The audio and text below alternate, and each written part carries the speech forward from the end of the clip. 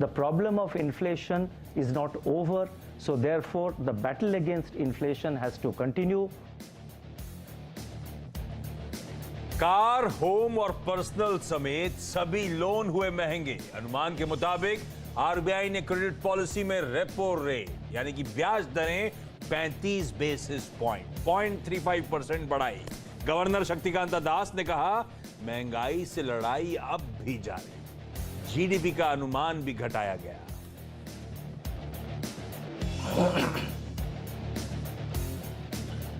Credit policy के बाद बाजार में हल्की कमजोरी, निफ्टी 18,600 के नीचे फिसला, लेकिन निफ्टी बैंक 43,000 के स्तर को कर रहा है होल्ड। मिड कैप्स इंडेक्स भी करीब 0.5% नीचे।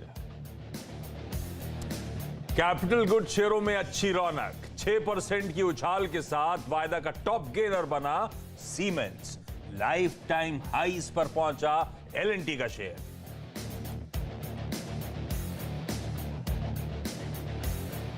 नेस्डेक में गिरावट का असर मिड कैप आईटी पर दिख रहा है साफ। एलएनटी माइंडट्री, परसिस्टेंट, एलएनटी टेक्नोलॉजीज सब में करीब 2 से 2.5% की गिरावट। रियल्टी एनर्जी शेयरों में भी कमजोरी कायम। बाजार में आज से खुला इंफोसिस का बायबैक। खुले बाजार से अधिकतम 1850 रुपए के भाव तक बायबैक करेगी कंपनी। 9,300 करोड़ रुपए करेगी खर्च।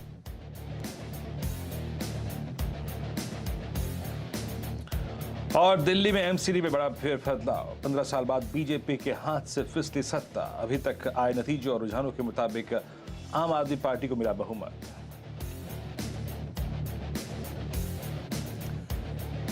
चलिए भाई, कमाई का अड्डा में आप सबका स्वागत है। वेडनेसडे की दोपहर है। हम इंपॉर्टेंट सेशन पैन आउट होगा। कल की वीकली एक्सपायरी प्लस वो इलेक्शन के आउटकम्स की, गुजरात हिमाचल के आउटकम्स की कुछ पोजीशनिंग कर रहा होगा बाजार। खैर, इस समय 1/4% के दबाव के साथ ट्रेड हो रहा है। इंट्राडे चार्ट्स क्विकली स्क्रीन पर आएंगे। पॉलिसी से पहले कुछ स्ट्रेंथ दिखाने की कोशिश थी। 25-26 पॉइंट हरे निशान में था।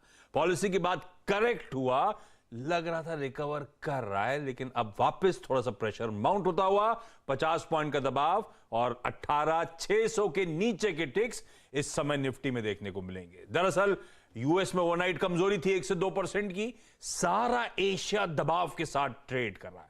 इनफैक्ट आधे से लेकर 2.5-3% तक का दबाव है। हैंगसेंग देखेंगे तो 2.5-3% की कमजोरी, पूरा एशिया कमजोर। तो हम थोड़े से रेजिलिएंट नजर आ रहे थे, लेकिन अब थोड़ी सी वीकनेस इस समय ग्रिप होती हुई, लेकिन फिर भी हम अपने ग्लोबल पियर्स को आउट परफॉर्म कर रहे हैं। वो भी उस दिन जब पॉलिसी का अनाउंसमेंट हुआ तो थोड़ा सा माइनर आउट परफॉर्मेंस, लेकिन निफ्टी बैंक की स्ट्रैटेजीज की बाद में बात करेंगे। लेकिन मोटा मोटी जैसा कई दिनों से ट्रेड हो रहा है, दायरे में सिमटे हुए consolidation, restricted downside, lower level से पुल बैक, ऐसे ही कुछ मूड दिख रहा है स्क्रीन पे आज फिर। देखिए, मूड तो वही है आशीष। देखिए, मैं आपको फिर कह रहा हूं कि कल भी मॉर्निंग में हमारी बात हुई थी आशीष, आज भी सुबह मॉर्निंग बात हुई थी कि ये जिस प्रकार, मैं इनफैक्ट जब छुट्टियों से आया था सबसे पहले मैं आपको ही फ़ोन किया। मैं कहा यार ये कैसा लग रहा है हफ्ता। आपने कहा यार बहुत सारे इवेंट है ना। फिर जब मैंने भाव कॉपी खोली, डेटा को प्लेस किया, ऑप्शंस के स्टैट्स देखे, तो लग रहा था वाकई, यकीन मानिए, कि ये बाजार फंसा हुआ है। लेकिन आशीष, फिर भी मैं कह रहा हूँ कि जब तक बेस 1 है, अगर आप छोटे ट्रेडर भी हैं और छोटे स्विंग्स पे फोकस कर रहे हैं, तो it's a buy above base 1। देखिए आशीष, आज हमने सुबह ट्रेड क्या लिया था, ट्रेड जोन क्या दिया था। निफ्टी पे था नीचे की तरफ 18,500, मेरे ख्याल से 56 का जोन था, और 18 करीब करीब आप समझ लीजिएगा कि आज का लो है 18,564, हमारा बेस 1 था। इसके ऊपर बाय ऑन डिप्स, और याद रखिएगा 17,700 पे बड़ा कॉल राइटर था। तो हमारा जो बिलीव था वो ये था कि जो ट्रेड जोन है निफ्टी पे आशीष, वो है करीब करीब समझ लीजिएगा कि 18,695 ऑन द हायर साइड और 18,543 ऑन द लोअर साइड। दोनों ही साइड पे 15 पॉइंट के फ्रैक्शन से अब तक का लोअर हाई लगा है। तो आप समझ सकते हैं कि ये सीरीज यानी ये वीकली कॉन्ट्रैक्ट कितना फंसा हुआ है। आपका 18,700 पे, 600 पे, 800 पे, 900 पे कॉल राइटर है, और 18,600 पे, 500 पे, 400 पे पुट राइटर है। तो स्टिल आशीष, अगर आप, इसलिए मैं आपको इस वक्त के स्टैट्स दिखाता हूं। आप देखिए आशीष, कल एक और इवेंट है, एक और वर्डिक्ट आना है, बाजार उस पर भी रिएक्ट करेगा। जरा प्लीज निफ्टी की कॉल्स और पुट्स की प्लेसमेंट लेके आइए. लेट्स ब्रिंग 18,700, 600 और 18,800 कॉल ऑप्शन और 3 नीचे की पुट ऑप्शंस लेके आइए. आपको देख के क्लियरली विजिबल होगा कि इस जोन को, इस क्लस्टर को इन कॉल राइटर्स ने, पुट राइटर्स ने ग्रिप कर लिया. आशीष आप देखिए पुट राइटिंग एट 18,600 एंड 500. यहां पे 99 लाख का आउटस्टैंडिंग हुआ है, 18,500 पे करीब करीब 88 लाख का आउटस्टैंडिंग हुआ है, 18,600 पे 1.25 करोड़ का, 18,700 पे 1.5 करोड़ का. तो किस तरीके से ऑप्शन राइटर्स ने आपको ग्रैब किया हुआ है. But still Ashish final words हैं, no shorting thoughts about base one. Base one क्या था? बेस वन था आपका, आपके स्क्रीन पे कुछ देर पहले 18,543, 18,505. इसके ऊपर का हर टिप बाय है और उस लॉजिक के मुताबिक still it's a buy trade for a possible higher zone of 18,640, 18,680. Ashish नहीं, वो पहला बेस, पहला रेजिस्टेंस सुबह का स्क्रीन्स पर आएगा. उसी जोन्स के बीच में आपको आज दिन भर निफ्टी के हाईज और लोज वहीं बैठते हुए आपको ब्यूटीफुली नजर आएंगे. मैं निफ्टी बैंक पे आता हूं वीरू, स्ट्रैटेजी पे आता हूं, डिटेल में थोड़ा सा मार्केट भी एक्सप्लेन करूंगा. लेकिन आज जो थोड़ा सा इंटरडे चार्ट्स पे पॉलिसी से पहले मूव्स, पॉलिसी के बाद करेक्शन, थोड़ी बहुत लोअर लेवल से रिकवरी की कोशिश में भारतीय बाजार, तो आज पॉलिसी ने काफी हद तक मूड को, इंट्राडे उठापटक को डोमिनेट करा. और पॉलिसी में गवर्नर साहब ने एक स्टेटमेंट सुनाया था, उसी का आंसर ढूंढने बैठे हैं इस समय नीरज जी यहां पर. जरा वो स्टेटमेंट सुनवाइएगा डॉक्टर साहब. Last few days, and as usual at the time of every monetary policy, pre or post monetary policy discussion, there is a lot of discussion in the media, in the, among various informed circles, whether the RBI statement is hawkish or dovish or otherwise. Now I leave it to you to interpret whether it is a hawkish statement or a dovish statement or it is something else. But so far as we are concerned, I would like to state that the growth continues to maintain resilience. तो मैंने सिर्फ बोला था governor साहब का 3 word चाहिए. हमारे producer साहब जज्बाती हो जाते तो पूरे स्टेटमेंट उठा लिया उन्होंने. मैं उनका ये इंपॉर्टेंट वर्ड था मेरे लिए. उन्होंने जब अपना फाइनल कमेंट्री दी थी तो उससे पहले वो बोल रहे थे कि आप सब लोग डिड्यूस करने की कोशिश करते हो, ये हॉकिश है, ये डविश है या अदरवाइज. अभी काम हम पे छोड़ा था. तो अब ये जो पॉलिसी आई, 35 बेसिस पॉइंट्स का हाइक, उसके बाद उनके इन्फ्लेशन रिलेटेड स्टेटमेंट्स, किस खांचे में कैटेगराइज कर रहे हो इस पॉलिसी को आप? और ये बाजार सुनने के बाद पॉलिसी को नर्वस क्यों हो गया? क्योंकि हॉकिश है पॉलिसी. हम तो थोड़ा सा डविश की तरफ स्टैंड एक्सपेक्ट कर रहे थे कि होगा इस बार. कर रहे थे हम. हाँ. हम लोग ये एक्सपेक्ट कर रहे थे कि 25 से 35 में जो भी करें मार्केट को मालूम है. लेकिन पूरी कमेंट्री अगर आप सुनिए, पूरे 1 घंटे 45 मिनट की जो भी उनकी स्पीच थी, उस स्पीच में वो बार बार ये कह रहे थे कि इन्फ्लेशन का बहुत बड़ा चैलेंज है, हम उससे फाइट करेंगे. अभी कोई ये रेस्पाइट नहीं कर सकते कि वो सब डर खत्म हो गए हैं और हमारा टारगेट है कि हम उसको 6% के नीचे लाएंगे और 4 तक ले जाने की कोशिश करेंगे. तो इस बात को अगर बार बार वो हार्प कर रहे हैं और आपने जीडीपी का नंबर 0.2% कम कर दिया है, तो पॉलिसी में आप ये नहीं कह सकते कि वो डविश के कोई संकेत थे. वो हॉकिश थे और बार बार वो कह रहे थे कि इन्फ्लेशन हमारी पहली प्रायोरिटी और हमको उससे लड़ना ही लड़ना है. तो इसलिए मेरे हिसाब से जब वो छोड़ रहे हैं हमारे ऊपर, तो मैं इसको हॉकिश पॉलिसी मान रहा हूँ. और उन्होंने ये बिल्कुल इशारा नहीं दिया कि फरवरी में या उसके बाद या आगे पीछे कब टर्मिनल रेट कहाँ पे बंद होगा, कोई नहीं. तो इसलिए मार्केट को लगा कि ये पॉलिसी ओपन एंडेड है. हाँ. और इन्फ्लेशन का चैलेंज अभी भी है. जैसे फेड बार बार कह रहा था 2%, अभी लग रहा है क्लैरिटी के साथ हम भी अपनी टारगेट रेंज में लाने के लिए करेंगे. करना ही पड़ेगा ऐसे ही. हाँ. तो बाजार एक्सपेक्ट कर रहा था कि वो स्टांस में मॉडरेशन होगा, कुछ नहीं हुआ, वो एक नेगेटिव सरप्राइज. और उसके बाद ना, पॉलिसी के बाद मैं वो जो कॉन्फ्रेंस हुई थी 12 बजे की, उसके की हाईलाइट इन्फ्लेशन रिलेटेड ढूंढ रहा था. पहले तो उन्होंने अपनी पॉलिसी 10 बजे कहा था कि इन्फ्लेशन मॉडरेट जरूर हुआ है, पर battle not over, battle continues. जब Q&A हुआ तब वो कह रहे थे कि कोई कॉम्प्लेसेंसी के लिए रूम नहीं है, हम बहुत अनसर्टेन दुनिया में जी रहे हैं इस समय, आउटलुक अनसर्टेन है. कोर इन्फ्लेशन पिछले 6 महीनों से अभी भी स्टिकी है और कोर इन्फ्लेशन को एड्रेस करना हमारी अब प्राथमिकता बन गई है.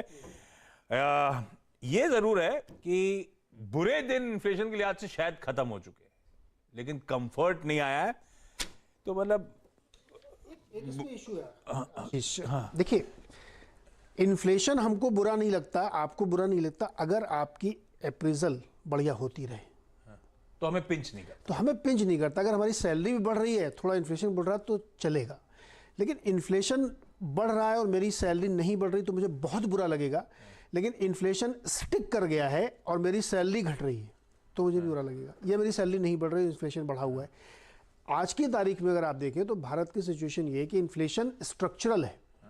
हो सकता है, जैसे मैंने पूछा भी लोगों से कि क्रूड नीचे आ गया, मेटल प्राइसेस नीचे आ गए, एग्री की ज़बरदस्त ग्रोथ है, आपकी जीडीपी नंबर बता रहे हैं, अभी जो वीट क्रॉप आने वाली वो रोबस्ट क्रॉप होगी, तब भी क्यों इतना डर है कि बार बार हम इन्फ्लेशन से लड़ेंगे हम कह रहे हैं। विंटर सीजन में सब्जियां सस्ती हो जाती हैं, लेकिन अगर फिर भी हमको डर है तो शायद डर इसलिए है क्योंकि इन्फ्लेशन स्ट्रक्चरल है, वो इतनी जल्दी नहीं जाता कि आपने एक रेट कट मारा और इन्फ्लेशन कल से ज़मीन पे, वो प्रोलॉन्ग करता है, थोड़ा उसको नीचे आने में समय लगता है, और उस प्रोलॉन्ग पीरियड में आपको नीचे से इनकम बढ़ानी पड़ेगी लोगों की। इसलिए वो बार बार कह रहे हैं कि हमको वो नीचे लाना ही पड़े, क्योंकि गरीब आदमी को जो हिट कर रहा है उसकी आमदनी है तो बढ़ा दीजिए आप, या इन्फ्लेशन नीचे ले आइए। तो भाई गवर्नर साहब ने जो हमारे लिए छोड़ दिया था, ये पॉलिसी दरअसल हॉकिश है, तो ये गड़बड़ हो गई बाजार की। वीरू हम बिल्कुल सही कह रहे हैं जी, उसी कैटेगरी में हम सबके सब हैं। सैलरी बढ़ नहीं रही है भाई, बढ़े चली जा रही है ना।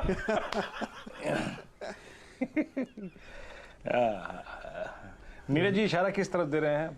बात नहीं, मैं तो ये कह रहा हूँ वीरू, अगर दिल्ली में तो बिजली फ्री मिलेगी इनको, बता देंगे नीरज। हाँ, दिल्ली में बिजली पानी फ्री कंटिन्यू, अभी और कुछ डोल आउट होगा अब तो। अरे जनाब मैं नोएडा, नहीं मैं कह रहा हूँ रहो तो, मैं तो ऑप्शन दे रहा हूँ। अरे जनाब मैं नोएडा में रहता हूँ। इसीलिए चेहरे में मुस्कुराहट है, क्योंकि दिल्ली में तो आज सब बंद है। नहीं, नोएडा में खुश है नीरज जी। नोएडा में इशू नहीं है। अच्छा, निफ्टी बैंक की स्टडी, निफ्टी पे वीरू, निफ्टी बैंक इसीलिए क्योंकि मैंने पॉलिसी इसलिए करी क्योंकि बैंक्स काफी इंपैक्ट हुए थे। करेक्ट जब हुए निफ्टी बैंक तो एक समय वो 190 पॉइंट का मेरे ख्याल से दबाव था, रिकवर हुए कुछ देर पहले तो इन ग्रीन ट्रेड कर रहे थे, अभी भी फ्लैट लाइन के आसपास ट्रेड करते हुए। और जो सुबह रेजिस्टेंस और बेस पहली बात हुई थी उसी दायरे में सिमटे हुए आपको नजर आएंगे। मैं ऐसे ही देख रहा था, आज सुबह जो रेजिस्टेंस बैंड था वो 43,277 का, उसी से पहले थमती हुई सुबह की रैली, और नीचे की तरफ 4370 के लेवल्स मेंशन हुए थे, 43,070 के, और देखिए कहां लेवल से घूमता हुआ नजर आया बाजार। तो दोनों ही निफ्टी बैंक डिफाइंड रेंज थी, फिर उसी के अंदर सिमटे हुए हैं, लेकिन प्लेस कैसे हैं इस पॉलिसी के बाद, आप डेटा पॉइंट्स का सजेस्ट कर रहे हैं किस तरह की पोजीशनिंग हो रही है निफ्टी बैंक में? प्लेसमेंट वैसे ही आशीष, जस की तस। और देखिए जो बेस वन था डिफाइंड था आशीष, क्या था देखिए, 43,000 पे था पुट राइटर, 34 लाख का आउटस्टैंडिंग हुआ एज पर यस्टरडेज भाव कॉपी। आज का लो क्या है बैंक निफ्टी का, अगर आप लो देखें, लो है आज का करीब करीब 42,948। हमारा बेस क्या था 4370 और 42,911, दोनों लेवल्स डिफाइंड थे। एक है पुट राइटर्स का जोन और दूसरा है 10 डे एक्सपोनेंशियल मूविंग एवरेज। ये 42,911 जो है ना आशीष, ये 10 डे की ट्रेजेक्टरी है और यही लो है। और हाई क्या था, हाई बैंक निफ्टी का था आज 43,327, और अगर आप रेजिस्टेंस को देखें तो वो था करीब करीब 43,277 और 370, यानी लो और हाई दोनों पहले रेजिस्टेंस और पहले बेस के नीचे लगा। ये क्या दिखाता है? ये दिखाता है कि अभी भी आई थिंक बाजार इवेंट को देखना चाहता है इसी ट्रेजेक्टरी में बैठकर। पुट राइटर्स के जोन को आप वॉलेट करने को तैयार नहीं है और कॉल राइटर्स के जोन को आप बाइसेट करने को तैयार नहीं है। तो जैसे कि मैंने डिस्कस किया था आशीष, अगर आप कैपेबल हैं छोटे स्विंग्स को खेलने के लिए, तो इस स्लाइटली पजल और स्लाइटली अगर आप देखें जो घिरे हुए इस वीकली कॉन्ट्रैक्ट की डेटा के बीच में अगर आप ट्रेड कर सकते हैं तो ट्रेड जोन वही होगा अभी भी।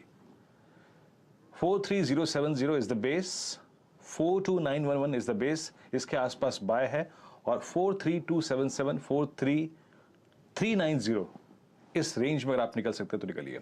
आपकी स्क्रीन पे जरा आशीष कॉल राइटिंग के स्टैट्स देखिए, 43,200 पे, 300 पे और करीब करीब 400 पे। यहां पे आप समझ लीजिएगा कि मोटा मोटी आज अभी तक 70 लाख कॉल बिकी हैं, और 43,000 के पुट पे करीब 19 लाख का आउटस्टैंडिंग हुआ है।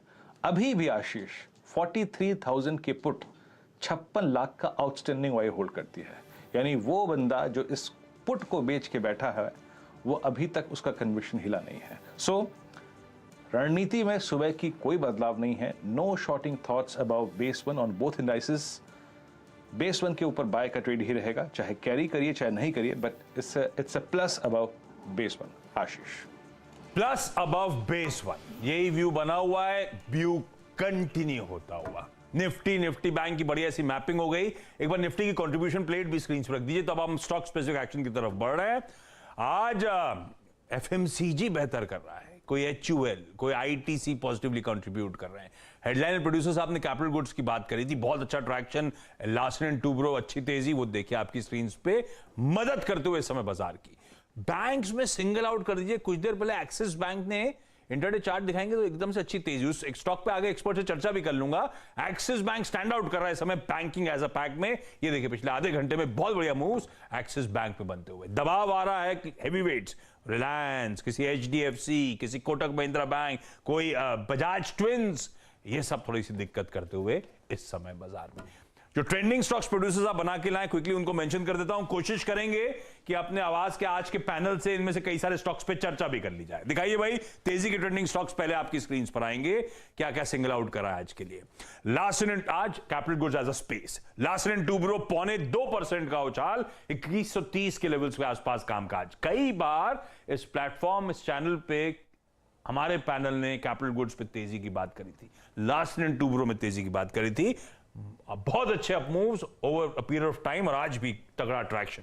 सीमेंस खैर स्टैंड आउट कर रहा है कैपिटल गुड्स स्पेस में, क्योंकि बढ़िया वो ऑर्डर बैक कर रहा है। ऑर्डर की डिटेल्स लेकर आऊंगा। लोकोमोटिव्स का गुजरात में L1 बिडर निकल के आया है, बट ऑब्वियस है प्रोजेक्ट इनके हाथ में जाने वाला है और इनकी ऑर्डर बुक इस समय क्या है, 17-18 हजार करोड़ रुपए की है। 20,000 करोड़ रुपए का वो ऑर्डर इनके पास आना है, पर एग्जीक्यूट होना है अगले 10 सालों में। पर सीमेंस 5.5% का उछाल, एफएमसीजी में कह रहा था आउट परफॉर्म कर रहा है। आईटीसी, एचयूएल 0.25% के उछाल के साथ। डाबर आज अपने 52 वीक हाईस पे इस समय ट्रेड कर रहा है। सुबह ब्रोकरेज रिपोर्ट भी आई थी। एचडीएफसी, एएमसी, अबरडीन का जाना बहुत बड़ा पॉजिटिव, अभी तो गया भी नहीं है, ओवरहाइंग घटना बचा है, लेकिन अबरडीन का सिर्फ ये मेंशन करना है कि हम बेच देंगे, एक ही सिंगल इन्वेस्टर को अपना पूरा स्टेक 10% के आसपास दे दिया जाएगा। वो की ओवरहाइंग छटेगा, उस ऑप्टिमिज्म में 4% के उछाल के साथ एचडीएफसी एएमसी आज ट्रेड करता हुआ। मंदी के ट्रेडिंग स्टॉक स्क्रीन्स पे बजाज ट्विंस, मैंने कहा था दबाव बना रहे हैं, बजाज फिनसर्व स्क्रीन्स पे 2% का दबाव। टाटा मोटर्स तमाम ग्लोबल कंसर्न्स के बीच आज फिर, वैसे टाटा मोटर्स अकेले सिंगल आउट करना गलत होगा। Auto as a pack of late थोड़ा सा प्रॉफिट टेकिंग में, आज भी ऑटो इंडेक्स दबाव में। 1.5% की कमजोरी है टाटा मोटर्स में। ओबरॉय रियल्टी 3.5% के आसपास का दबाव। Real estate as a space कमजोर, आज भी इंडेक्स ही कमजोर है। और डेल्टा कॉप कल तो फिर भी थम गया था, बाजार की कमजोरी में थोड़ा सा स्टैंड आउट कर रहा था, एफएनओ बैन के बाहर आया है और 3.5% का दबाव डेल्टा कॉप इस समय झेलता हुआ आपको नजर आएगा। अच्छा, मैं पैनल से बातचीत की शुरुआत करूं। अभी मैं अंदर आ रहा था, मैं देख रहा था आप बातचीत कर रहे थे ड्रीम फोक्स की मैनेजमेंट से, एमडी साहिबा से। हम लोग कल ही सीधा सौदा में चर्चा कर रहे थे, उनकी एक पार्टनरशिप हुई थी, गोल्फ की एक्सक्लूसिविटी प्रोवाइड करेंगे अपने मेंबर्स को इंडिया और एशिया पैसिफिक में। तब हम लोग डिस्कस कर रहा था कि मेंबरशिप कहां होती है, ये तो वो एयरपोर्ट पे लॉन्च सर्विसेज मुहैया कराते हैं, ब्रोकिंग करते हैं बेसिकली, वो आपके लिए मिडिलमैन है। तो ये लॉन्च की, ये गोल्फ हमें भी खेलने को मिलेगा क्या, किसके लिए ये?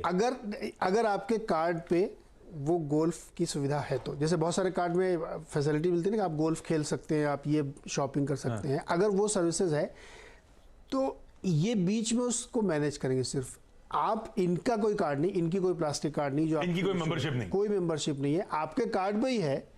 यानी कि किसी आदमी को इसलिए फायदा नहीं होगा क्योंकि वो ड्रीम फोर्स के शेयर होल्डर के लिए अच्छी खबर है कि उनकी कंपनी ने जहां पे, तो अब ये गोल्फ वाले कोर्सेज से भी पैसा वसूलेंगे। हाँ, बीच में कमीशन लेंगे। अभी मैनुअल होता है, वहां पे रजिस्टर में जाके साइन करो और अपना कार्ड दिखाओ और कर लो।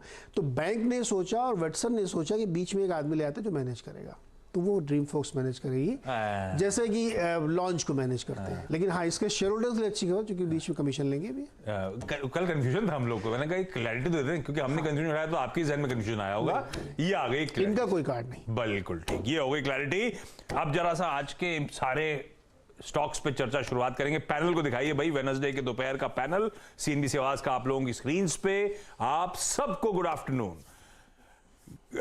इस समय के टॉप ट्रेड से शुरुआत कर रहा हूं, जो एक्सपर्ट्स ने एक एक स्टॉक सिंगल आउट करा है। Gaba sir good afternoon. Gaba sir, इस समय का preferred trade? Good afternoon to you. अच्छा लगता है गोल्फ की बात सुनकर। एनीवे, स्टॉक ट्रेड कर रहे हैं। खेलते हो क्या गोल्फ भी आप? हाँ जी, गोल्फ भी खेलते हो क्या? मैं नहीं खेलता, मेरा बेटा खेलता है, मैं नहीं खेलता, मुझे नहीं आता। कोई खानदान के जलवे हैं। ये स्टॉक है मैरिको। मैरिको अच्छा लगता है मुझे, स्टॉक बढ़िया है। ये सुबह 10 बजे भी दिया था मैंने पहला स्टॉक, उसका टारगेट भी अचीव हो चुका 510 का। अब टारगेट मुझे एनहेंस लगता है, ट्रेड कर रहा है 509 के आसपास। मेरे ख्याल से आपको मिलना चाहिए। अब टारगेट होगा 520 का, स्टॉप होगा 507 लगा देते हैं स्टॉप, 507 लगाइए। मैरिको में 520 possible. Marico FMCG as a space आज अच्छा परफॉर्म कर रही है। अभी अभी एक दो स्टॉक्स ट्रेंडिंग स्टॉक्स में भी नजर आए थे आपको। मैरिको रखिए रडार पे। एक स्ट्रिक्ट 507 का स्टॉप 520 के लक्ष्य के लिए अप्रोच करने के मौके। मानस हाय, गुड आफ्टरनून। मानस, आज का प्रेफर्ड ट्रेड इस समय का, सॉरी जी, गुड आफ्टरनून आशीष जी। तो देखिए, जो रिकमेंडेशन है वो आईसीआईसीआई लोम्बार्ड पे एक बाय रिकमेंडेशन है, क्योंकि हमने अब अगर पिछले 2-3 हफ्ते देखे तो बहुत ही बढ़िया रैली देखी। 1120 से स्टॉक रैली दिखा रहा था। पिछले 2-3 दिनों में कंसोलिडेशन हुआ, लेकिन फाइनली आज स्टॉक ने 200 डे मूविंग एवरेज ब्रेक किया है। वहां पर ठीक ठाक वॉल्यूम देखने को मिले हैं। आई थिंक अब आपको यहाँ से एक नया मूव देखने को मिल सकता है, जिसमें 1280 तक के स्तर देखने को मिल जाएंगे। तो आईसीआईसीआई में खरीदारी करिए, 1232 का स्टॉप लॉस लगाइए और 1260 का कॉल ऑप्शन भी ले सकते हैं। 32 रुपए के आसपास ट्रेड हो रहा है। 24 रुपए के स्टॉप लॉस से यहाँ पर खरीदारी करिए 48 रुपीज के टारगेट के लिए। ओके, आपके स्क्रीन पर आप देखें तो यहाँ पर इसकी 1260 की कॉल में स्ट्रक्चर बहुत स्ट्रांग है और आज अपने 200 डे एक्सपोनेंशियल मूविंग एवरेज को ये थर्ड कंसेक्यूटिव सेशन में बाइसेक्ट करके ट्रेड करता हुआ। अमित जी, गुड आफ्टरनून कार्यक्रम में स्वागत है। आपका कन्वर्शन कॉल। गुड आफ्टरनून जी, गुड आफ्टरनून टू एवरीवन।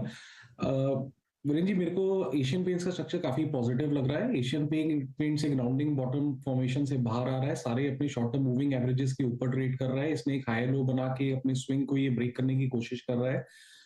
इसका करंटली प्राइस है 3211 का कैश में। इसमें बाई की सलाह है। टारगेट्स हमारे रहेंगे 3260 रुपए के और स्टॉप लॉस लगभग रखूंगा 3180 का। ओके, एशियन पेंट्स अभी आप पिक कर रहे हैं अमित जी 3211 पे, बट सुबह सुबह राजेश सतपुते जी ने इसको पिक किया था। मुझे याद अच्छी तरीके से पहला सौदा में जब ओपनिंग हुई थी और हम जब शुरुआती किक स्विंगर्स को बटोर रहे थे, वो ट्रेड करीब 3195 के जोन में लिया था राजेश जी ने और करीब 3220 तक का हाई लगा के आया। राजेश जी, अब तो खैर ये पिक कर लिया है अमित जी ने, बताइए इस वक्त आपका फिर फ्रेश कन्विक्शन कॉल क्या है? गुड आफ्टरनून वीरेन जी, गुड आफ्टरनून एवरीवन। देखिए, एशियन पेंट का स्ट्रक्चर डेफिनेटली स्ट्रांग है। ये अभी भी मैं यही मानता हूँ कि यहाँ पे अभी भी बड़ी जगह है। आज फ्रेश ब्रेकआउट है तो कुछ नया देना है तो देखिए, आज बिल्कुल सही कहा गाबा जी ने और आशीष जी ने कि एफएमसीजी पे थोड़ा यहाँ पे ध्यान देना चाहिए। मुझे लगता है बाजार में एक Contra play, low beta play यहाँ पे होगा। तो मेरा पिक रहेगा कोलगेट, कोलपैल। अगर फ्यूचर की बात करें तो कोलगेट इज माई पिक। 1620 पे ये फिलहाल ट्रेड हो रहा है। 1600 का स्टॉप लॉस रखे और ट्रेडिंग का टारगेट होगा 1640 से 1650। Unfortunately Viren ji, risk to reward equal है, लेकिन स्ट्रेंथ है और रेजिस्टेंस जो है वो भी 1650 के आसपास ही बनता है। एक चीज सिर्फ मैं यहाँ पे ऐड करूंगा, जिस दिन कोलगेट 1650 के ऊपर ट्रेड करना शुरू करेगा उस दिन ये 2000 के ऊपर आराम से चला जाएगा। It's buy in Colgate. FMCG खरीदारी करने का कॉल यहां पर भी आता हुआ 1640 1650। एशियन पेंट्स आज सुबह का टॉप कॉल था सतपुते साहब का, तो रैली हम बढ़िया एंजॉय कर रहे हैं वैसे आज। और अमित सेठ साहब ने उसको और सील ऑफ अप्रूवल दे दिया अब दोपहर में भी कि अभी भी यहां से और तेजी बनने की तैयारी 3260 के लक्ष्य के लिए। Gaurang sir, good afternoon. Gaurang sir, Geojit में क्या एक्यूमुलेट कर रहे हो? सबसे एक प्रेफर्ड नया पैसा आ रहा है जियोजीत में, सबसे ज्यादा एक किस स्टॉक पे चैनलाइज हो रहा है? बहुत बहुत धन्यवाद आपका आशीष, और आप सभी को शुभ दिन हमारे तरफ से। अभी शुरुआत में कैपिटल गुड्स इंजीनियरिंग का जिक्र हो रहा था और हाल ही में हाई स्पीड ट्रेन का एक कॉन्ट्रैक्ट एलएनटी को मिला है और बाकी अन्य जो ऑर्डर बुक है एलएनटी के बुक्स में और जिस तरीके से नतीजे आए, चाहे वो हाइड्रोकार्बन हो, चाहे वो कॉम्प्लेक्स टर्न की प्रोजेक्ट्स हो, चाहे इंफ्रास्ट्रक्चर हो या फिर डिफेंस रिलेटेड भी जो कामकाज एलएनटी कर रही है, ये सभी चीजों का समीकरण अगर मैं करता हूं तो मेरे ख्याल से अगर आपके पास समय सीमा है और आपको ज्यादा दिमाग लगाने की जरूरत नहीं है तो एलएनटी कैपिटल गुड्स इंजीनियरिंग क्षेत्र की सर्वश्रेष्ठ कंपनी है।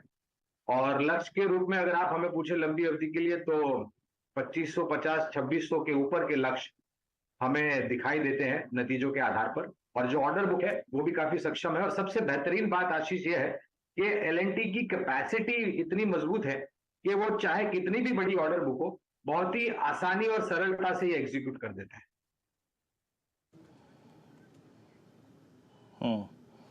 ओके, एल&टी ये आपका कन्विक्शन कॉल है और आज सुबह सुबह ये आशीष चतुर्मोता जी का कन्विक्शन कॉल था। और इस स्टॉक पे आशीष का कन्विक्शन जो था वो आज से नहीं है, मैंने पिछले काफ़ी समय से है। आज ये स्टॉक अपने ऑल टाइम ट्रैजेक्टरी में है।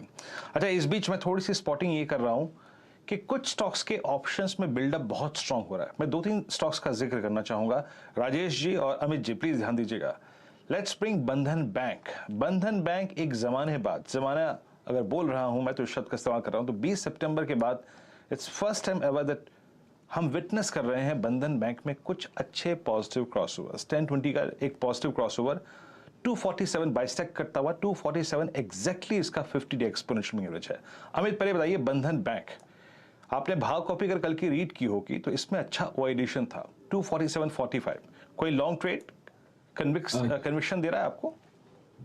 डेफिनेटली वीरेंद्र जी, अगर इसका स्ट्रक्चर देखें तो इसने 50 डेमा अपना क्रॉस किया है। 248 से 250 के पास मेजर रेजिस्टेंस है इसका। अगर हम पुरानी इसकी नेकलाइन देखें तो जिस हिसाब से इसमें मोमेंटम है लगता है कि ये इजीली क्रॉस हो जाएगा। तो डेफिनेटली बंधन बैंक में एक पोजीशन बनानी चाहिए। 250 का इसका कॉल ऑप्शन अभी मिल रहा है लगभग 8 रुपए 25 पैसे पे। इस पे लॉन्ग की सलाह है। इसका आज का लो है 6, उसी को 6 रुपीज को स्टॉप लॉस रखेंगे और 12 रुपए का इसका मिनिमम टारगेट रहेगा बंधन बैंक का। जी हाँ, याद रखिएगा बहुत अच्छा स्विंग आ रहा है इस पर, तभी जाके मैंने इस स्टॉक पे बात करी और बात करते करते अगर आप देखें 100 रुपये चल चुका है ये। It's 248.15 in spot. और उसके बाद एक चलते हैं एक बार मानस के पास। मानस, HUL लग रहा है कि अब ये जो 3 हाइज थे 19 अगस्त 20 सितंबर और फिर आज का, ये बाइसेक्ट करने की तैयारी कर रहा है। मानस, इसमें कोई आउट ऑफ मनी कॉल जोड़ लें क्या HUL में? जी, तो देखिए बिल्कुल, क्योंकि पैटर्न को देख के तो अब लग रहा है कि जो रेजिस्टेंस पिछली बार था 27-25 के आसपास, स्टॉक उसको ब्रेक करेगा। देखिए कल ही इंडिकेशन आ गए थे, लेकिन आज एक फ्रेश ब्रेकआउट 2700 रुपए के ऊपर देखने को मिला है। तो अब इस ब्रेकआउट के अगर हमें टारगेट सेट करने होंगे तो वो 2745 2760 तक के हो सकते हैं। तो बिल्कुल यहाँ पर कॉल ऑप्शन में आप एक लॉन्ग साइड पे ट्रेड ले सकते हैं। हिंदुस्तान यूनिलीवर का at the money call option लेंगे 2700 वाला। 58 पे ट्रेड हो रहा है, 44 रुपीज का आपको स्टॉप लॉस रखना है, लेकिन ऊपर की तरफ 90 रुपए के टारगेट सेट करना है। ऐसे ही बढ़िया स्टॉक पिकिंग अभी कंटिन्यू करेंगे वीरू, ऐसी कुछ और स्टॉक आइडेंटिफाई करेंगे। लेकिन वीरू पता है, मैं बस अंदर आ रहा था शो करने के लिए, उसके 5 मिनट पहले एक ऐसी मेल पॉपअप हुआ। उस मेल में नीलेश शाह सर का कोट था, कोटक AMC के मैनेजिंग डायरेक्टर साहब। उनका कोट था कि RBI की ये पॉलिसी मैं हूं ना पॉलिसी है। जैसे ही मैंने टीम से बोला यार नीलेश सर से पूछना प्लीज, ये जो कोर्ट आया मैं हूं ना, इस पे प्लीज वो बात करेंगे, समझाएंगे कि मैं हूं ना पॉलिसी को है। तो नीलेश सर लकीली जुड़ रहे हैं हमारे साथ। Nilesh sir hi, good afternoon, thank you so much जुड़ने के लिए। नीलेश सर, ये मैं हूं ना,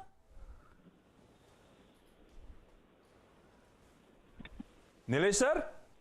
या hi, can you hear me? Yes sir, loud and clear. मैं कह रहा था वो आपका कोड पड़ा था अंदर आते आते, तो रिक्वेस्ट करी टीम से कि आपको से रिक्वेस्ट करें कि एक बार आए समझाएं। ये आपने इस पॉलिसी के लिए कहा है ये RBI की तरफ से मैं हूं ना पॉलिसी आई, ऐसा क्यों नीलेश सर?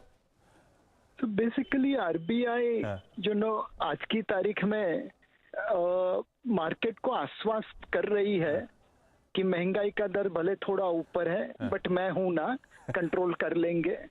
ग्रोथ थोड़ा स्लो डाउन हो रहा है बट मैं हूं ना, उसको भी सपोर्ट कर लेंगे। तो ये दो जो कॉन्फ्लिक्टिंग ऑब्जेक्टिव्स है, ग्रोथ वर्सेस इन्फ्लेशन, इसमें RBI ने इतनी बढ़िया काम किया है पिछले कुछ सालों में कि मार्केट RBI के अश्योरेंस को, आश्वासन को पूरी तरह अपना लेता है। तो इसलिए मैं कहता हूं कि ये मैं हूं ना पॉलिसी है। RBI मार्केट को कह रहा है कि आप चिंता मत करिए, ग्रोथ ऊपर लेके आऊंगा और इन्फ्लेशन नीचे लेके आऊंगा, मैं हूं ना आपके लिए। तो मार्केट को बेसिकली रीअश्योर कर रही है पॉलिसी कि मैं हूं ना आपके लिए। नीरज सर, लेकिन अभी कुछ देर पहले नीरज वाजपेयी से बातचीत चल रही थी, थोड़ा सा पॉलिसी हॉकिश सी वापस साउंड करने लगी है, ऐसा मानूं क्या? वो इन्फ्लेशन की बात जो करी उन्होंने, इन्फ्लेशन पे फोकस, कोर इन्फ्लेशन को कैसे ना कैसे काबू में लाना, वो थोड़ा सा हॉकिशनेस का तड़का लग रहा था आज। सो डेफिनेटली आरबीआई एक लैंग्वेज में अगर देखे तो उनका स्टांस चेंज हुआ है from withdrawal of accommodation to neutral. Now ये बहुत बड़ा चेंज है, बट चेंज के साथ साथ आरबीआई अपने इन्फ्लेशन कमिटमेंट को कमजोर नहीं करना चाहती। तो उन्होंने लैंग्वेज में 2-3 बार बताया कि हम अर्जुन की तरह है जो महंगाई के दर को काबू में रखेंगे। पहले उसे 6% से नीचे लेके आएंगे, फिर उसे 4% के आसपास लेके आएंगे। बैलेंस कर रहे हैं, स्टांस चेंज हुआ बट लैंग्वेज हॉकिश कर दी ताकि किसी को अंदेशा न रहे, दुविधा नहीं रहे कि आरबीआई महंगाई और ग्रोथ दोनों को मैनेज कर लेगी।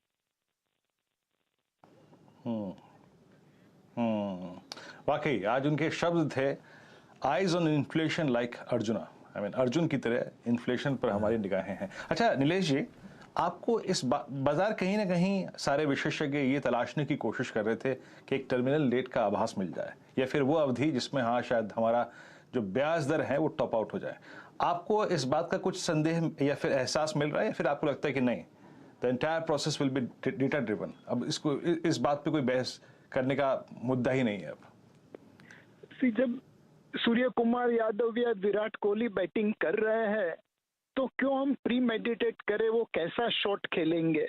जैसे गेंद आएगी वैसे वो लोग शॉट खेलेंगे, रन बनाएंगे और विकेट संभाल के रख देंगे।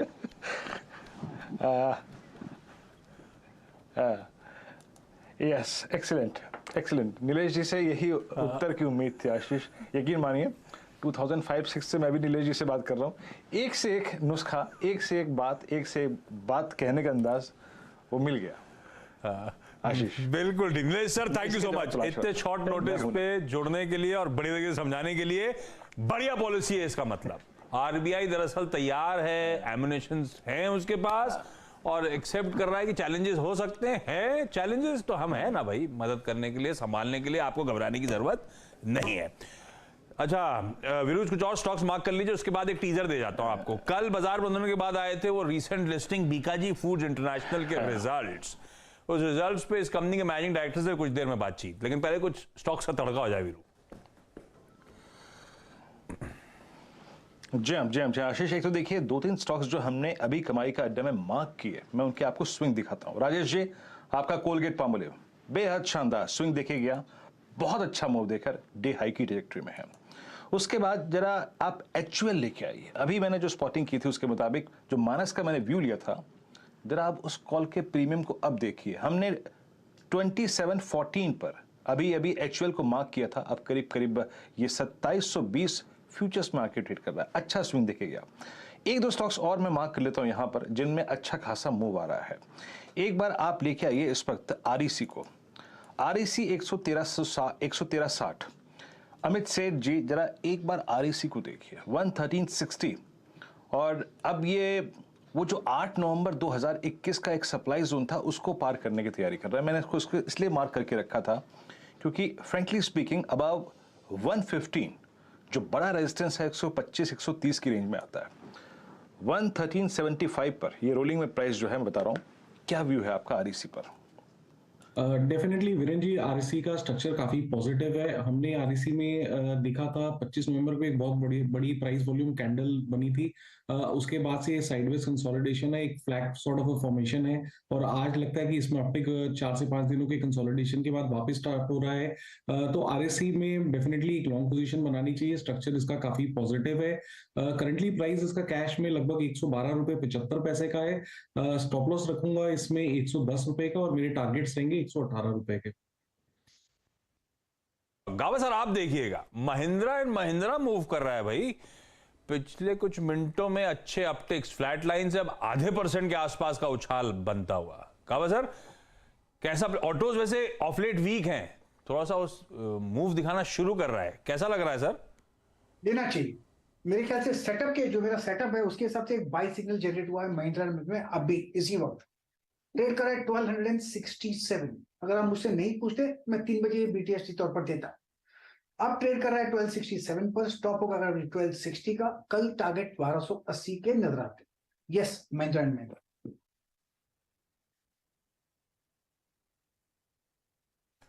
ओके चलिए अब जरा सा मैनेजमेंट से बातचीत। जो रिजल्ट्स आए थे उस पर बीकाजी फूड्स इंटरनेशनल के मैनेजिंग डायरेक्टर दीपक अग्रवाल साहब आपको आपकी स्क्रीन पर नजर आएंगे। दीपक जी हाय, गुड आफ्टरनून, थैंक यू जुड़ने के लिए। डायरेक्टर साहब जरा रिजल्ट स्क्रीन पर लेकर आइएगा।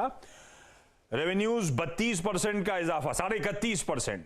इबीटा उसके सामने 40% उछलता हुआ, मार्जिन में एक्सपेंशन आता हुआ 80 बेसिस पॉइंट्स का।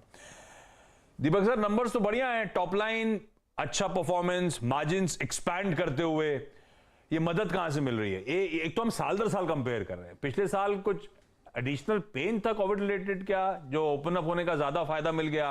पिछले साल क्या ऑफ लेट तो हुआ था, कमोडिटी प्राइसेस बढ़ रहे थे तो पास ऑन होने में दिक्कतें आ रही थी, वो रिलीफ मिल रहा है उस फ्रंट पे इसीलिए मार्जिन एक्सपैंड हो रहे हैं, या आपकी प्राइसिंग पावर मार्केट में बढ़ रही है? नहीं सर, जैसे ये सीजन रॉ मटेरियल का सीजन बहुत अच्छा रहा है इस साल। बरसात बहुत अच्छी रही है, बारिश अच्छी रही है सभी स्टेट्स में, तो जितने रॉ मटेरियल है वो कूल ऑफ होते जा रहे हैं और उसी कूल ऑफ का हमें बेनिफिट मिल रहा है। अभी तेलों के भाव कमजोर हुए हैं, दालों के भाव में स्थिरता आई है, कंसिस्टेंसी आई है, तो उसी के रीजन से ये हमारे जो मार्जिन है ये इम्प्रूव हुए। Q1 अगर आप देखेंगे तो उस समय बहुत ही अनसर्टेनिटी के रीजन से पाम ऑयल हो या किसी भी तरह का कॉटन ऑयल हो या सारी दालें बहुत अपने हाई पीक पोजीशन पे थी, पर जैसे जैसे सीजन आया, जैसे जैसे अच्छी बारिश हुई, तो उसी तरह से सारे रॉ मटेरियल कूल ऑफ हुए और उसी का ये नतीजा है कि हम लोगों ने प्राइस को पास ऑन करने के साथ में ये जो रॉ मटेरियल का कूल ऑफ हुआ है उसके कारण हमने ये मार्जिन्स अचीव किए हैं। डायरेक्टर साहब पूरे नमकीन के धड़-धड़ पैकेट्स बनते हुए सब दिखा रहे हैं, मुश्किल काम है ये, हमारे लिए मुश्किल है, सिर्फ दिखा रहे हैं। आप तो उसी ऑफिस में बैठते हो, कैसे कंट्रोल करते हो खाने से बचने के लिए? सर खाते रहते हैं हम खिलाने से पहले खाना जरूरी होता है। हाँ। उस बहाने हमारा फूड सेफ्टी हो जाता है, फूड सिक्योरिटी हो जाता है। अच्छा, एक मार्जिन्स की बात करी आपने, कॉस्ट प्रेशर्स रिड्यूस हो रहे थे उसका फायदा मिला, मार्जिन्स एक्सपैंड हुए, पर यही कहानी FY22 ओवर FY20 जो था, 22 ओवर 21, 11% की मार्जिन्स रिड्यूस होके 7% पे आ गए थे सर। तो ये ऐसा मानो क्या है कि इंडस्ट्री हाईली कॉम्पिटिटिव है, अनऑर्गेनाइज का कंपटीशन बहुत तगड़ा है, जनरली पास ऑन करने में दिक्कतें होती हैं, प्राइसिंग पावर इंडस्ट्री लैक करती है, ऐसा मानो क्या सर?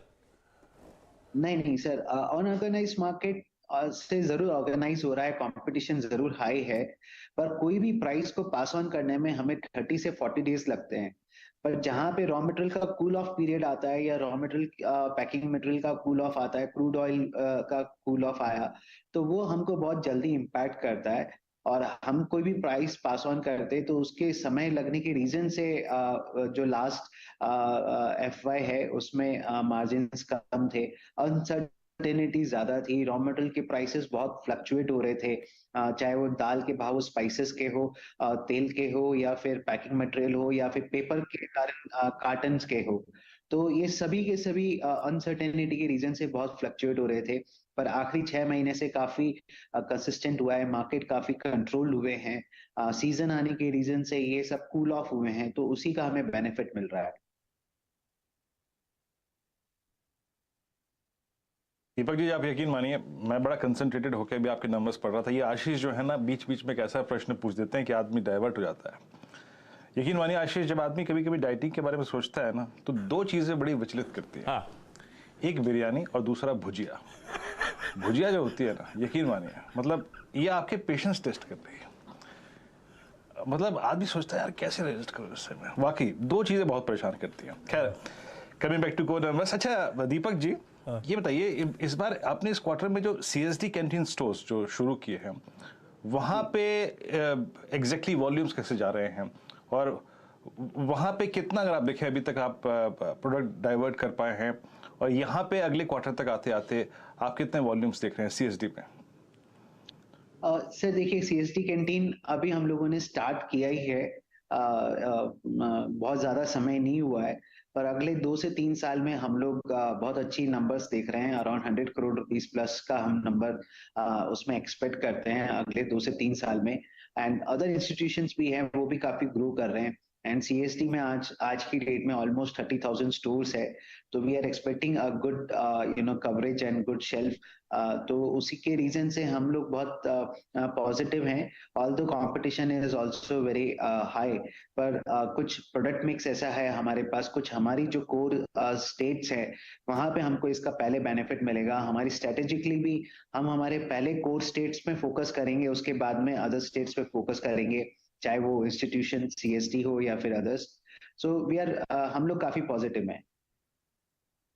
ट्वीट में एक तो रिजल्ट्स एजेंडा था, दूसरा था एक सीसीपीएस कन्वर्जन का।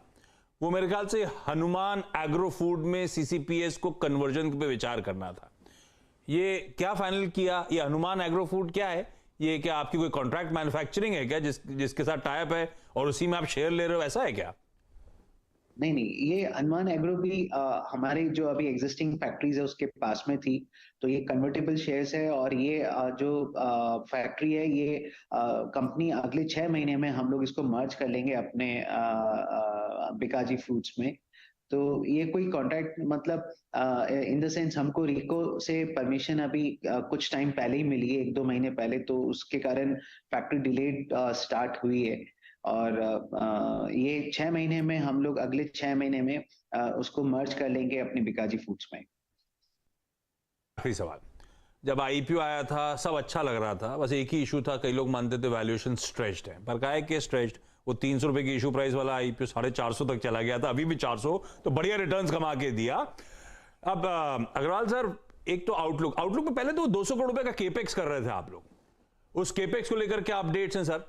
और जब केपेक्स कमीशन हो रहा होगा तो कितना एडिशनल इंक्रीमेंटल रेवेन्यू उस केपेक्स के थ्रू आने वाला है? तो मैं जानना चाहूंगा एस्टिमेट्स क्या हैं आगे के, ट्रेजेक्टरी कैसी रहेगी फाइनेंशियल्स की? देखिए, कैपेक्स जो है हम लोग हर साल अच्छा कर रहे हैं, और जब से पीएलआई स्कीम हमें मिली है तो वहां पे हमने गवर्नमेंट को 430 करोड़ रुपीस कमिट किया है कैपेक्स करने का, वेयर जहां पे हमें गवर्नमेंट 260 करोड़ रुपीस की सब्सिडीज देंगी। तो उसके चलते हमने एग्रेसिवली अपने जो मैन्युफैक्चरिंग यूनिट्स हैं वो राजस्थान के बाहर, असम, बिहार, साउथ इंडिया और उत्तर प्रदेश में भी ओपन किया। और हम लोग एक नई कैटेगरी फ्रोजन यूनिट में जा रहे हैं, फ्रोजन फूड प्रोडक्ट्स में, जो अगले 3 से 4 महीने में शुरू हो जाएगा, स्टार्ट हो जाएगा। तो जिससे हमको एक्सपोर्ट्स में भी काफी बेनिफिट मिलेगा। साथ में गवर्नमेंट ने ये भी स्कीम दिया कि अगर आप ग्लोबल प्लेयर और बाहर एक्सपोर्ट्स अच्छा करें तो उसके लिए जो भी मार्केटिंग एक्सपेंसेस होते हैं तो उसके लिए भी सब्सिडी दी गई है। तो अभी भी हमारा कुछ कैपेक्स बाकी है जो हमें अगले 1 साल में अराउंड 100 करोड़ रुपीस तक और कैपेक्स करना है। फिर एवरी ईयर हमें नहीं लगता है कि हम कोई बड़ा कैपेक्स करेंगे, जो भी न्यू प्रोडक्ट डेवलपमेंट या जो रेगुलर मेंटेनेंस है उसके हिसाब से वी आर एक्सपेक्टिंग 35-40 सीआर का हम लोग कैपेक्स किया करेंगे।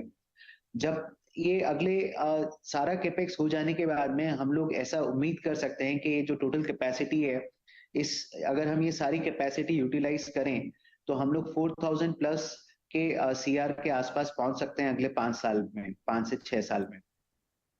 Agarwal sir, thank you so much जुड़ने के लिए, बढ़िया नंबर्स आपने प्रेजेंट के लिए, उसके आपको बधाई। स्टॉक 4% के आसपास के उछाल के साथ कामकाज करता हुआ, इसी स्टॉक पे व्यू ले लीजिए। गौरांग सर को दिखाई स्क्रीन पे। गौरांग सर, ये बिरयानी या भुजिया? भैया, मन तो दोनों की तरफ आकर्षित होता है, और जुबान पर चस्का ना हो तो फिर जिंदगी का जो स्वाद है वो नहीं होता है। और मैं वीरेंद्र से बिल्कुल सहमत हूं, कभी कभी बहुत ही कंट्रोल करना पड़ता है, और जब भी लुफ्त उठाते हैं तो दोनों का ही लुफ्त उठाते हैं।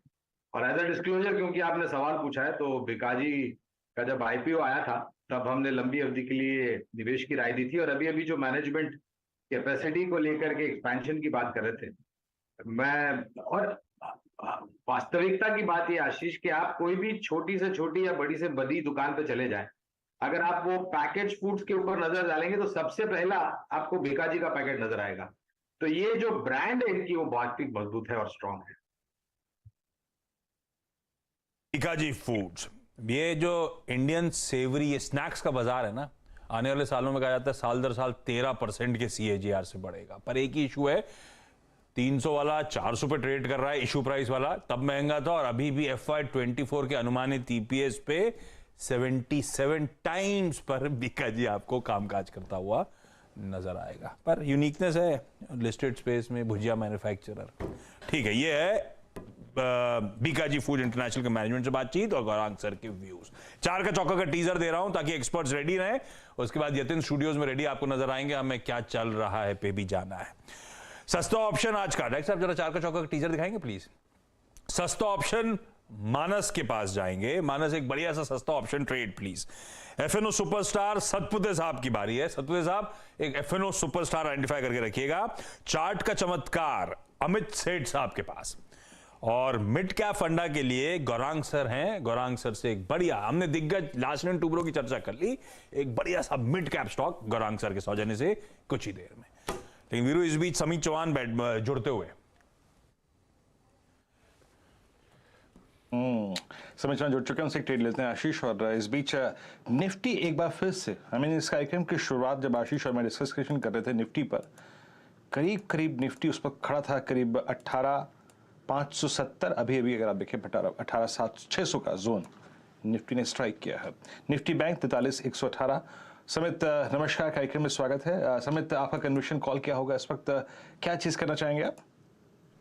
देखो, दोनों की इंडाइसेस निफ्टी बैंक निफ्टी एक इम्पोर्टेंट सपोर्ट क्लस्टर के आसपास ट्रेड हो रहे हैं। तो यहाँ से हमें लगता है कि एक ऐसे स्टॉक्स पे जाना चाहिए जिनमें स्ट्रेंथ दिख रही है, और अगर यहाँ से रिकवरी इंडाइसेस में आती है तो वो स्टॉक वहाँ पे ज्यादा आउट परफॉर्म कर सकता है। तो यहाँ पे with in the banking space EU small finance bank हमें काफी अच्छा लग रहा है। ये स्टॉक ने लगभग एक मल्टी मंथ ट्रेंड लाइन का ब्रेकआउट आज कंफर्म किया, और आज सुबह से अगर हम देखें तो बैंक निफ्टी थोड़ा सेल कर रहा था, बट ये स्टॉक में लगातार एक बाइंग इंटरेस्ट दिखाई दे रहा है। तो हमें लगता है कि यहाँ से ये स्टॉक और एक्सटेंड करेगा ये मूव। तो 695 के टारगेट के लिए EU small finance current level पे बाय किया सकता है, जहां पे 661 का आपका स्टॉप लॉस रहेगा। ओके, आपका EU स्मॉल फाइनेंस बैंक फिर रिपीट होता हुआ स्टॉक, और ये हमारे अगर आप देखें आज के पैनल का एक बहुत ही प्रचलित अगर आप देखें स्टॉक हो गया है। और याद रखिएगा ये स्टॉक अपने करियर की हाईएस्ट ट्रेजेक्टरी के आसपास टाइम स्पेंड कर रहा है। ट्रेजेक्टरी जब मैं शब्द का इस्तेमाल कर रहा हूं तो बिटवीन 670 और आई थिंक 730, यानी करीब करीब ये 30-60 रुपए की ऑल टाइम हाई ट्रेजेक्टरी है। मीनवाइल कुछ ट्रेड्स पे अपडेट ले लेते हैं। HUL का जो हमने ट्रेड लिया था दैट्स डूइंग वेल, अब करीब करीब 2723 पे डे हाई की जोन में आके ट्रेड करता हुआ अच्छा मूव दिया है। यहाँ पे एक बार जरा फ्रेश ब्रेकआउट के लिहाज से लेट्स ब्रिंग चंबल, जरा चंबल लेके आइए।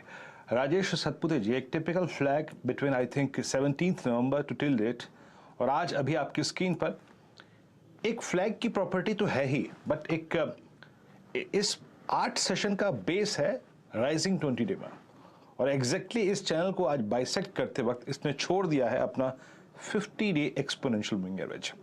311 आपकी स्क्रीन पे है स्पॉट में, मेरे फ्यूचर्स में है करीब करीब 313। आपका व्यू राजेश जी इस स्टॉक पे? वीरेंद्र जी, मुझे लगता है कि आज ओवरऑल अगर आप देखें तो फर्टिलाइजर में कहीं ना कहीं यहाँ पे बज है। तो अगर आप FNO के काउंटर्स देखें तो चंबल डेफिनेटली रडार पे है, और इनफैक्ट चंबल परसों भी कल या परसों मैंने दिया था, ये 308-310 की ट्रेजेक्टरी में 312 का रेजिस्टेंस था। 312-313 के ऊपर यहाँ पे ब्रेकआउट होता है तो शॉर्ट कवरिंग रैली मिलनी चाहिए कम से कम 324 तक। It's a clear cut buy in Chambal. आपको 312 का सपोर्ट ध्यान में रखते हुए स्टॉप लॉस का लगाना है 308 पे। तो 324 टारगेट होगा पहला टारगेट। ये निकलने के बाद 330 तक की भी जगह चंबल में बनेगी। काउंटर अच्छा है, काउंटर अच्छा है, चंबल फटले। चलिए अब एक्सपर्ट को समय दे देते हैं अपने अपने वो 4 का चौका का ट्रेड आइडेंटिफाई करने के लिए।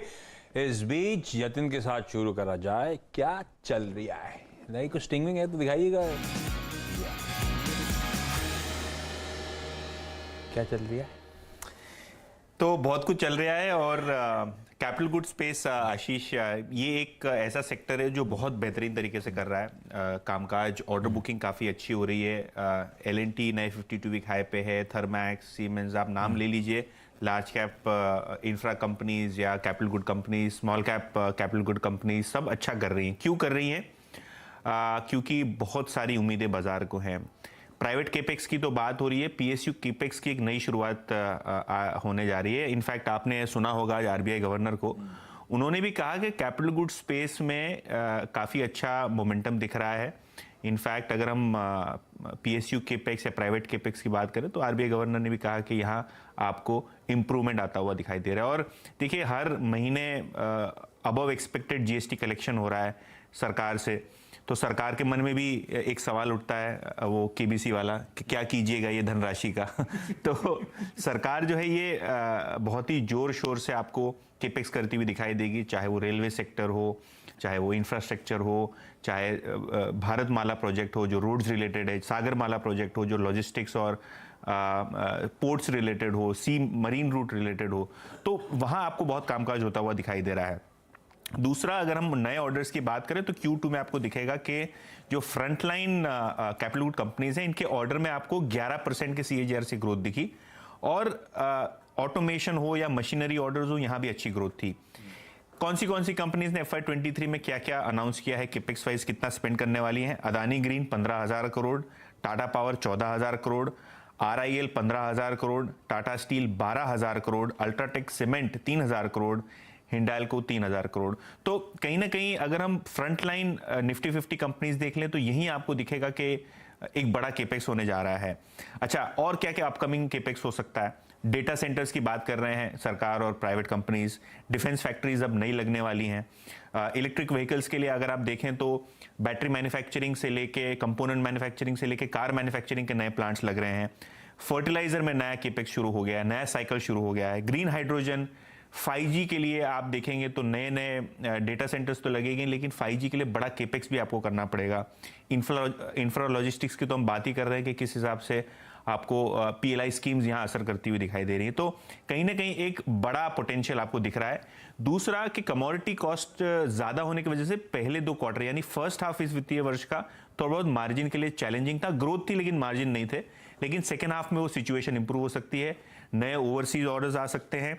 चाइना +1 थीम के तहत आपको भारतीय कंपनी भी बहुत ज़्यादा केपेक्स करती हुई दिखाई देंगी, ओवरसीज कंपनीज इंडिया में प्लांट लगा रही हैं। ऑब्वियसली इन्वेस्टमेंट्स की बात करें तो urban transport, water supply, railways में आपको सरकार की स्पेंडिंग भी बढ़ते हुए दिखाई दे रही, तो ये शायद एक प्री बजट रैली के लिए तैयार हो सकता है कैपिटल गुड्स सेक्टर। आप ब्रोकरेज नोट पढ़ लीजिए जो Q2 के ऑनवर्ड्स आ चुकी हैं या पिछले 1-2 महीनों में आ रही हैं, सभी के सभी एनालिस्ट कॉन्फिडेंट दिख रहे हैं कि कैपिटल गुड्स स्पेस एक ऐसा सेक्टर है जहां आपको ग्रोथ भी दिखेगी और अब मार्जिन का टेलविंड भी दिखेगा। भाई साहब गजब के मूव्स हैं, लार्सन & टुब्रो रिकॉर्ड हाइस पे कामकाज करता हुआ, सीमेंस उठा के लेकर आइए, ये यतिन कह रहे हैं खूब सारे ऑर्डर्स डोल आउट होंगे, हो भी रहे हैं रेलवेज की तरफ से। सीमेंस को कहा जा रहा है लोएस्ट बिडर है, 6% उछाल के साथ सीमेंस। अमित सेठ साहब चार्ट रेडी रखिएगा। लोकोमोटिव प्रोजेक्ट जो लगना है गुजरात में, ये लोएस्ट बिडर हैं, तो इन्हीं के शायद हाथ में आता हुआ नजर आया। 20,000 करोड़ रुपए का वो ऑर्डर है, और सीमेंस की करंट ऑर्डर बुक कहां खड़ी है? 17,000 करोड़ रुपए पे, पर 20,000 करोड़ रुपए over a period of time 10 साल का है वो, FY24 से FY34 तक का, जिसमें लोकोमोटिव्स बनने, पर तगड़ा ऑर्डर है जो सीमेंस के हाथ लगता है। वो सब दिख रहा है आपको स्क्रीन पे। चार्ट्स पे कैसा स्टैक्ड अप है? 2900 के आसपास बढ़िया मूव आज एंजॉय कर रहा है। खैर ऑफ लेट एक अच्छा आउट परफॉर्मर भी रहा है ये स्टॉक। आशीष जी, सीमेंस में आज जो हमने गैप अप अपटिक देखा है, इसने अपने सारे मूविंग एवरेजेस क्रॉस किए हैं, काफी अच्छे वॉल्यूम के साथ ब्रेकआउट हुआ है। स्ट्रक्चर काफी पॉजिटिव है, लेकिन क्योंकि स्टॉक ऑलरेडी 5% अप है, आवली चार्ट्स के हिसाब से अगर हमें कोई एक पुल बैक हल्का फुल्का 1% का 2880 2900 के आसपास मिलता है तो पुल बैक पे जरूर लेना चाहिए। लगता है कि इसके टारगेट्स लगभग 2975 के आसपास हैं इसके सीमेंस के। चल रहा है में एक ही चीज, आज पूरा FMCG चल रहा है, एक ही है जिलेट जो नहीं चल रहा। पता है क्यों? इसको तो वीरू को ही पता होगा ये बात। वीरू आपको पता है क्या? पूरा FMCG चल रहा है, 1.25% गेन्स, जिनके हाईस पे FMCG आके खड़ा हुआ, इंडेक्स भी देखिएगा स्क्रीन पे, जिलेट पस्त पड़ा हुआ है। बिल्कुल भी नहीं, बिल्कुल भी नहीं। मेरे को बिल्कुल एहसास नहीं। कब तक शेव करने का मन है भाई? FMCG इंडेक्स ऐसे चलता रहा तो जिलेट से कोई परेशानी नहीं है। FMCG इंडेक्स आपकी स्क्रीन पे ऑल टाइम शेव करने का मन नहीं, फिर जवाब ही नहीं दे रहे।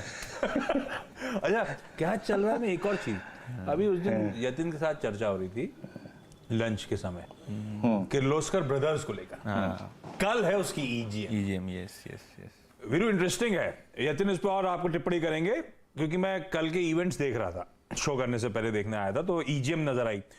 इंडिपेंडेंट एक्सटर्नल एंटिटी, एक इंडिपेंडेंट फॉरेंसिक ऑडिटर रखना चाहते हैं ये लोग। फॉरेंसिक ऑडिट होना है, क्या इन्वेस्टिगेट करना चाहते हैं कि जो किर्लोस्कर ब्रदर्स ने लीगल, प्रोफेशनल और कंसल्टेंसी चार्जेस पिछले 6 सालों में करे हैं, उन एक्सपेंसेस को वेरीफाई किया जाए, सारे minutes, books of accounts, records verify किए जाएं, इवन बोर्ड ऑफ डायरेक्टर्स को एग्जामिन किया जाए, उनके कंडक्ट को एग्जामिन किया जाए।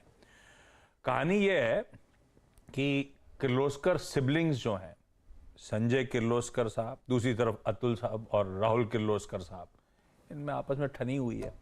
तो एलिगेशंस हैं कि 274 करोड़ रुपए, ह्यूज अमाउंट जो माना जाएगा, प्रोफेशनल लीगल एक्सपेंसेस और कंसल्टेंसी चार्जेस में इस कंपनी ने स्पेंड करे, 325 करोड़ रुपए।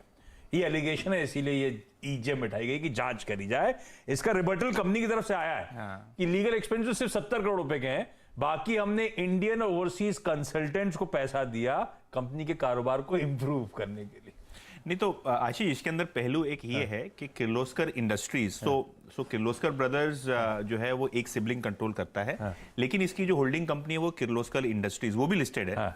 उन्होंने रिक्विजिशन डाला है ईजीएम का, क्योंकि ईजीएम में ऐसा होता है कि मुझे लगता है कि रिक्विजिट नंबर्स ऑफ शेयर्स हो आपके पास 25-26%, इन दोनों के पास और इनकी कंपनी के पास है। हाँ, तो किर्लोस्कर इंडस्ट्रीज ने रिक्विजिशन डाल दिया कि हमको ईजीएम करनी है, क्योंकि हमको ये लगता है कि प्रमोटर्स, जो किर्लोस्कर ब्रदर्स के प्रमोटर्स हैं, इन्होंने अपनी निजी लड़ाई के लिए, निजी फायदे के लिए, निजी लिटिगेशंस के लिए कंपनी का पैसा यूज किया है। तो जो लीगल एक्सपेंसेस हुए हैं वो कंपनी ने दिए हैं पैसे, लेकिन फैमिली फ्लूइड के लिए, फैमिली फ्लूइड हो या प्रमोटर के पर्सनल केसेस हो, लिटिगेशन हो, उसके लिए यूज किए गए। जो वकीलों को फीस दी गई है वो किर्लोस्कर ब्रदर्स के लिए नहीं दी गई, वो प्रमोटर्स के पर्सनल सेटलमेंट्स या पर्सनल चीजों के लिए दी गई। तो इसकी फॉरेंसिक ऑडिट हो, ये एलिगेशन है। देखिए, किर्लोस्कर ब्रदर्स तो यही कह रहा है कि कंपनी के यूज के लिए आ रहे हैं, तो ऑब्वियसली ये जो फ्यूड है वो खींचता चला जा रहा है।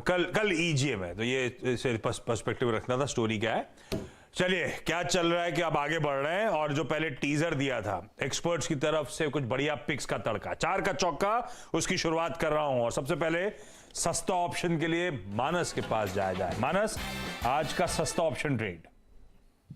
तो देखिए, 2 स्टॉक मेरी नजर में थे, पीएफसी और आरईसी, दोनों ने फ्रेश ब्रेकआउट दिया, दोनों बहुत ही स्ट्रांग अप ट्रेंड में है।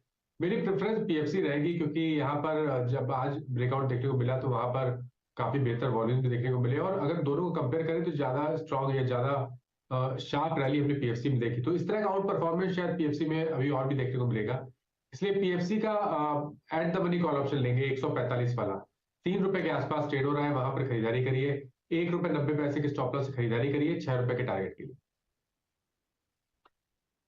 ओके, तो पीएफसी अगर आप देखें, आज आपका सस्ता ऑप्शन हो गया। आपकी स्क्रीन पे 145 का स्ट्राइक का कॉल ऑप्शन 3 रुपए 10 पैसे पे लेना। देखिए, इस पूरे स्पेस में, पावर स्पेस में, पीएफसी आरईसी का कॉम्बिनेशन, पावर ग्रिड, इन सब में ही काफी स्ट्रांग मूव आ रहा है। खैर, इस ट्रेड को हमने पिक कर लिया, आगे चलते हैं फिर सुपरस्टार के लिए। राजेश सतपुते जी, आपका कोलगेट मुस्कुरा रहा है, लेकिन अब दूसरे ट्रेड का वक्त आ रहा है, बताइए क्या पिक कर रहे हैं आप?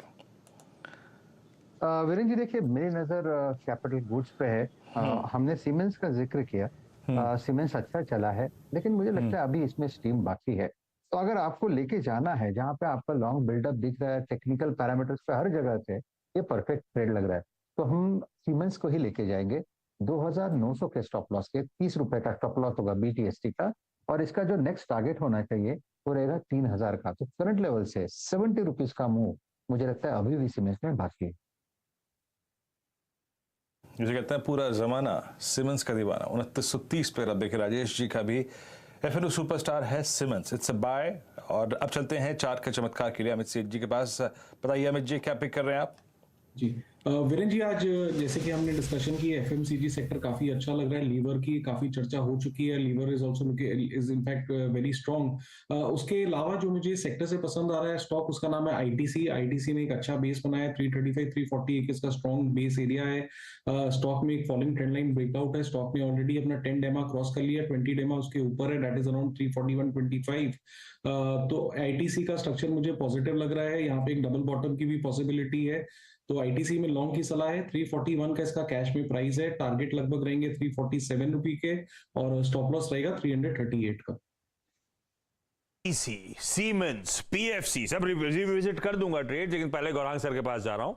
आज का mid cap fund, Gaurang sir mid cap space में सबसे प्रिफर्ड फर्टिलाइजर क्षेत्र की एक निजी कंपनी है दक्षिण धवारक स्थापित कोरोमंडल इंटरनेशनल। ये कंपनी काफी लंबे समय से बुनियादी दर के आधार पर हम कवरेज निकाल रहे हैं, और ये जो भी कृषि क्षेत्र से जुड़ी हुई परिवर्तन या नीतियां सरकार बदल रही है, मेरे ख्याल से बाकी अन्य फर्टिलाइजर कंपनी को तो फायदा होगा ही, लेकिन क्योंकि इस कंपनी के पास जो कैपेसिटी है वो काफी शानदार है और उनके प्रोडक्ट्स जो हैं वो उनका मार्केट शेयर काफी बेहतर है। 910-915 के आसपास कामकाज कर रहा था जब पिछली बारी नजर पड़ी थी। तो अगर निवेश का नजरिया है तो कोरोमंडल इंटरनेशनल काफी अच्छा है। कोरोमंडल इंटरनेशनल ठीक है। सस्ता ऑप्शन मानस की तरफ से आज का पीएफसी 145 का कॉल खरीदने की बात, 3 का स्टॉप और 6 के 3 का तो चल रहा था, ₹1.90 का स्टॉप और 6 के लक्ष्य के लिए अप्रोच करिए। एफएनओ सुपरस्टार सतपुते साहब कह रहे हैं सीमेंस में अभी भी स्टीम बाकी है। 2930 पे मेंशन 36 के आसपास आ रहा है, 3000 के लक्ष्य के लिए अप्रोच करिए 2900 के स्टॉप के साथ। अमित सेठ साहब कह रहे हैं चार्ट का चमत्कार है आईटीसी, स्ट्रक्चर पॉजिटिव, 338 का स्टॉप, 347 के लक्ष्य। और गौरांग सर ने अभी भी डिटेल में मेंशन करा मिड कैप फंडा कोरोमंडल इंटरनेशनल।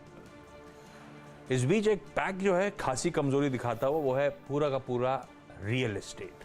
किसी शोभा पे तो कोई न्यूज भी आ रही है कि ईडी ने केरल में उनकी कंपनी की कुछ जमीन जब्त करी। खैर उसने अदरवाइज भी शोभा हुआ, ओबरॉय रियल्टी हुआ, ब्रिगेड इंटरप्राइजेस हुआ, गोदरेज प्रॉपर्टीज, डीएलएफ सब 1.5 से लेकर 5% कमजोर। पर इस समय शोभा उस न्यूज पर एडिशनल प्रेशर दिखाता हुआ 5.25, शोभा उठाइए स्क्रीन पे, 5.25% का दबाव। अचानक प्रेशर में पहले से था, न्यूज आने के बाद और दबाव बढ़ता हुआ।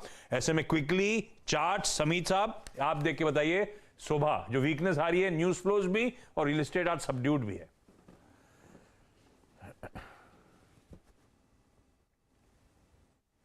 समीत आपके लिए है। समीत पे आवाज नहीं जा रही, मुझे लग रहा है डॉक्टर साहब नहीं जा रही ना। देखिए आ गए हाँ समीत आई।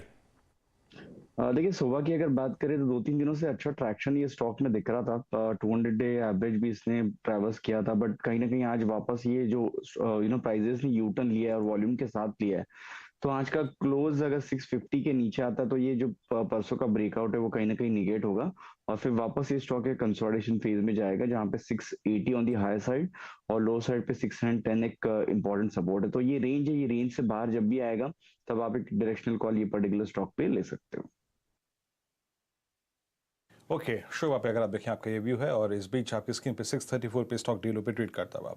अच्छा अब एक चीज लेके आइए आप, आज का एक बड़ा क्रिटिकल और technical factor, let's bring Nifty IT. देखिए निफ्टी आईटी 2 दिसंबर यानी मोटा मोटी इस वीकली कॉन्ट्रैक्ट में आज तक रिट्रेसमेंट मोड में रहा, और इसका बड़ा कारण है नेस्डैक और उसकी प्राइस परफॉर्मेंस। आपको याद होगा नेस्डैक थोड़ा सा बैकफुट पे आया, नेस्डैक ने इवन अपने 150 को डेमा को पार नहीं किया। तो निफ्टी आईटी इस पूरे हफ्ते वीकली कॉन्ट्रैक्ट में प्रॉफिट बुकिंग मोड में रहा, लेकिन अगर आप आज के डे लो को कंपेयर करें तो डे लो से लगभग 140 अंकों की रिकवरी है। आज की लोअर शेडो थोड़ी सी वाइल्ड हो गई। डायरेक्टर साहब एक काम कीजिएगा जरा प्लीज कैंडलस्टिक चार्ट रखिएगा, डेली चार्ट्स। और अब ये एक बार फिर से 10 डेमा को रीगेन करने की तैयारी कर रहा है। देखिए बहुत नेगेटिवली मत लीजिएगा निफ्टी आईटी को, क्योंकि ये बहुत चला था, उसके बाद बैकफुट पे आया, 10 डेमा को टेस्ट, लेकिन आज 10 डे एक्सपोनेंशियल मूविंग एवरेज को फिर रीगेन करने की तैयारी करता हुआ स्मार्ट रिकवरी फ्रॉम डे लो। मैं एक फैक्टर और एक स्टॉक जो कि कैच करना चाह रहा था इसके जरिए, let's bring TCS. Manas TCS को देखिएगा 3389, इनफैक्ट ये एक पायदान आगे है निफ्टी आईटी से in terms of catching up 10 day exponential moving average. कल का क्लोज रीगेन कर लिया, कैंडल स्ट्रांग है, और आज की कैंडल का low exactly 20 day exponential moving average है। मानस कैसे रीड करेंगे आप निफ्टी आईटी को, इसकी रिकवरी को, और अगर कुछ पिक करना हो तो उस पर्सपेक्टिव से टीसीएस पर आपका व्यू? तो देखिए कल भी मैंने मेंशन किया था कि मैं शॉर्ट नहीं जाऊंगा निफ्टी आईटी में, क्योंकि वो 20 डे मूविंग एवरेज के आसपास ट्रेड कर रहा है और कभी भी रिवर्सल देखने को मिल सकता है। आज अभी तक एक चीज क्लियर है कि 20 डे मूविंग एवरेज के आसपास स्टॉक इंडेक्स सपोर्ट ले रहा है, लेकिन कंफर्मेशन के लिए 30,400 के लेवल्स को ब्रेक करना जरूरी है। जब उसके ऊपर निकलेगा तो तब निफ्टी आईटी इंडेक्स में कंफर्मेशन आएगा। लेकिन टीसीएस के चार्ट देखिए तो वहां पर करेक्शन भी हुआ आईटी इंडेक्स के साथ, लेकिन स्टॉक ने पहले 20 डे मूविंग एवरेज को टेस्ट किया, वहां पर सपोर्ट लिया और रिकवरी देखने को मिल रही है। एक हर्डल था इंटरडे चार्ट पे 3385 के आसपास, उसको ब्रीच कर दिया है, तो ये थोड़ा सा आगे चल रहा है। आई थिंक यहाँ पर खरीदारी करने के मौके हैं। करंट लेवल्स पे भी आप खरीदारी कर सकते हैं। 3350 के नीचे पोजिशनल बेसिस पे स्टॉप लॉस रखिए। मेरा समझना है कि करेक्शन कंप्लीट हो गया है और इस रिकवरी में आपको करीब 3450 तक के स्तर देखने को मिल सकते हैं।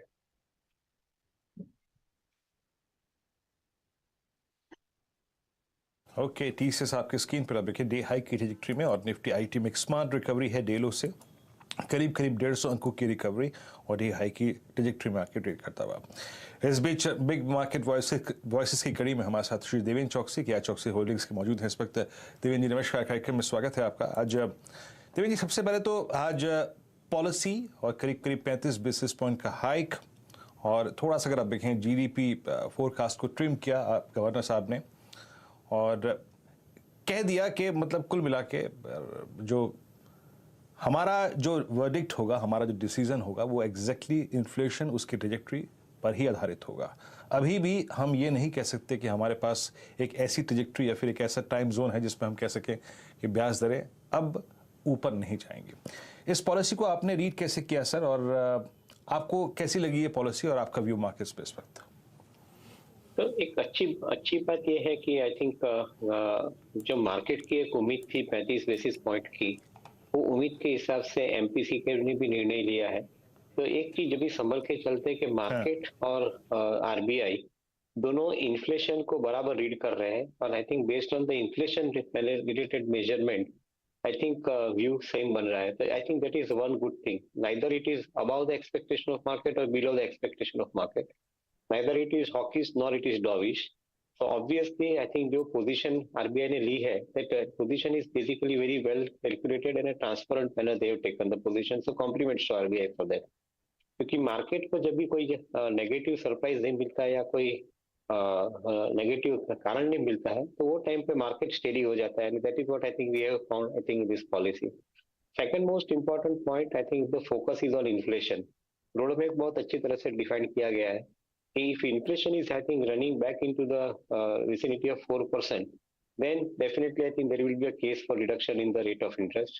Otherwise, I think the rate of interest will remain on an elevated level. So once again, I think this is good factor for the bond yield.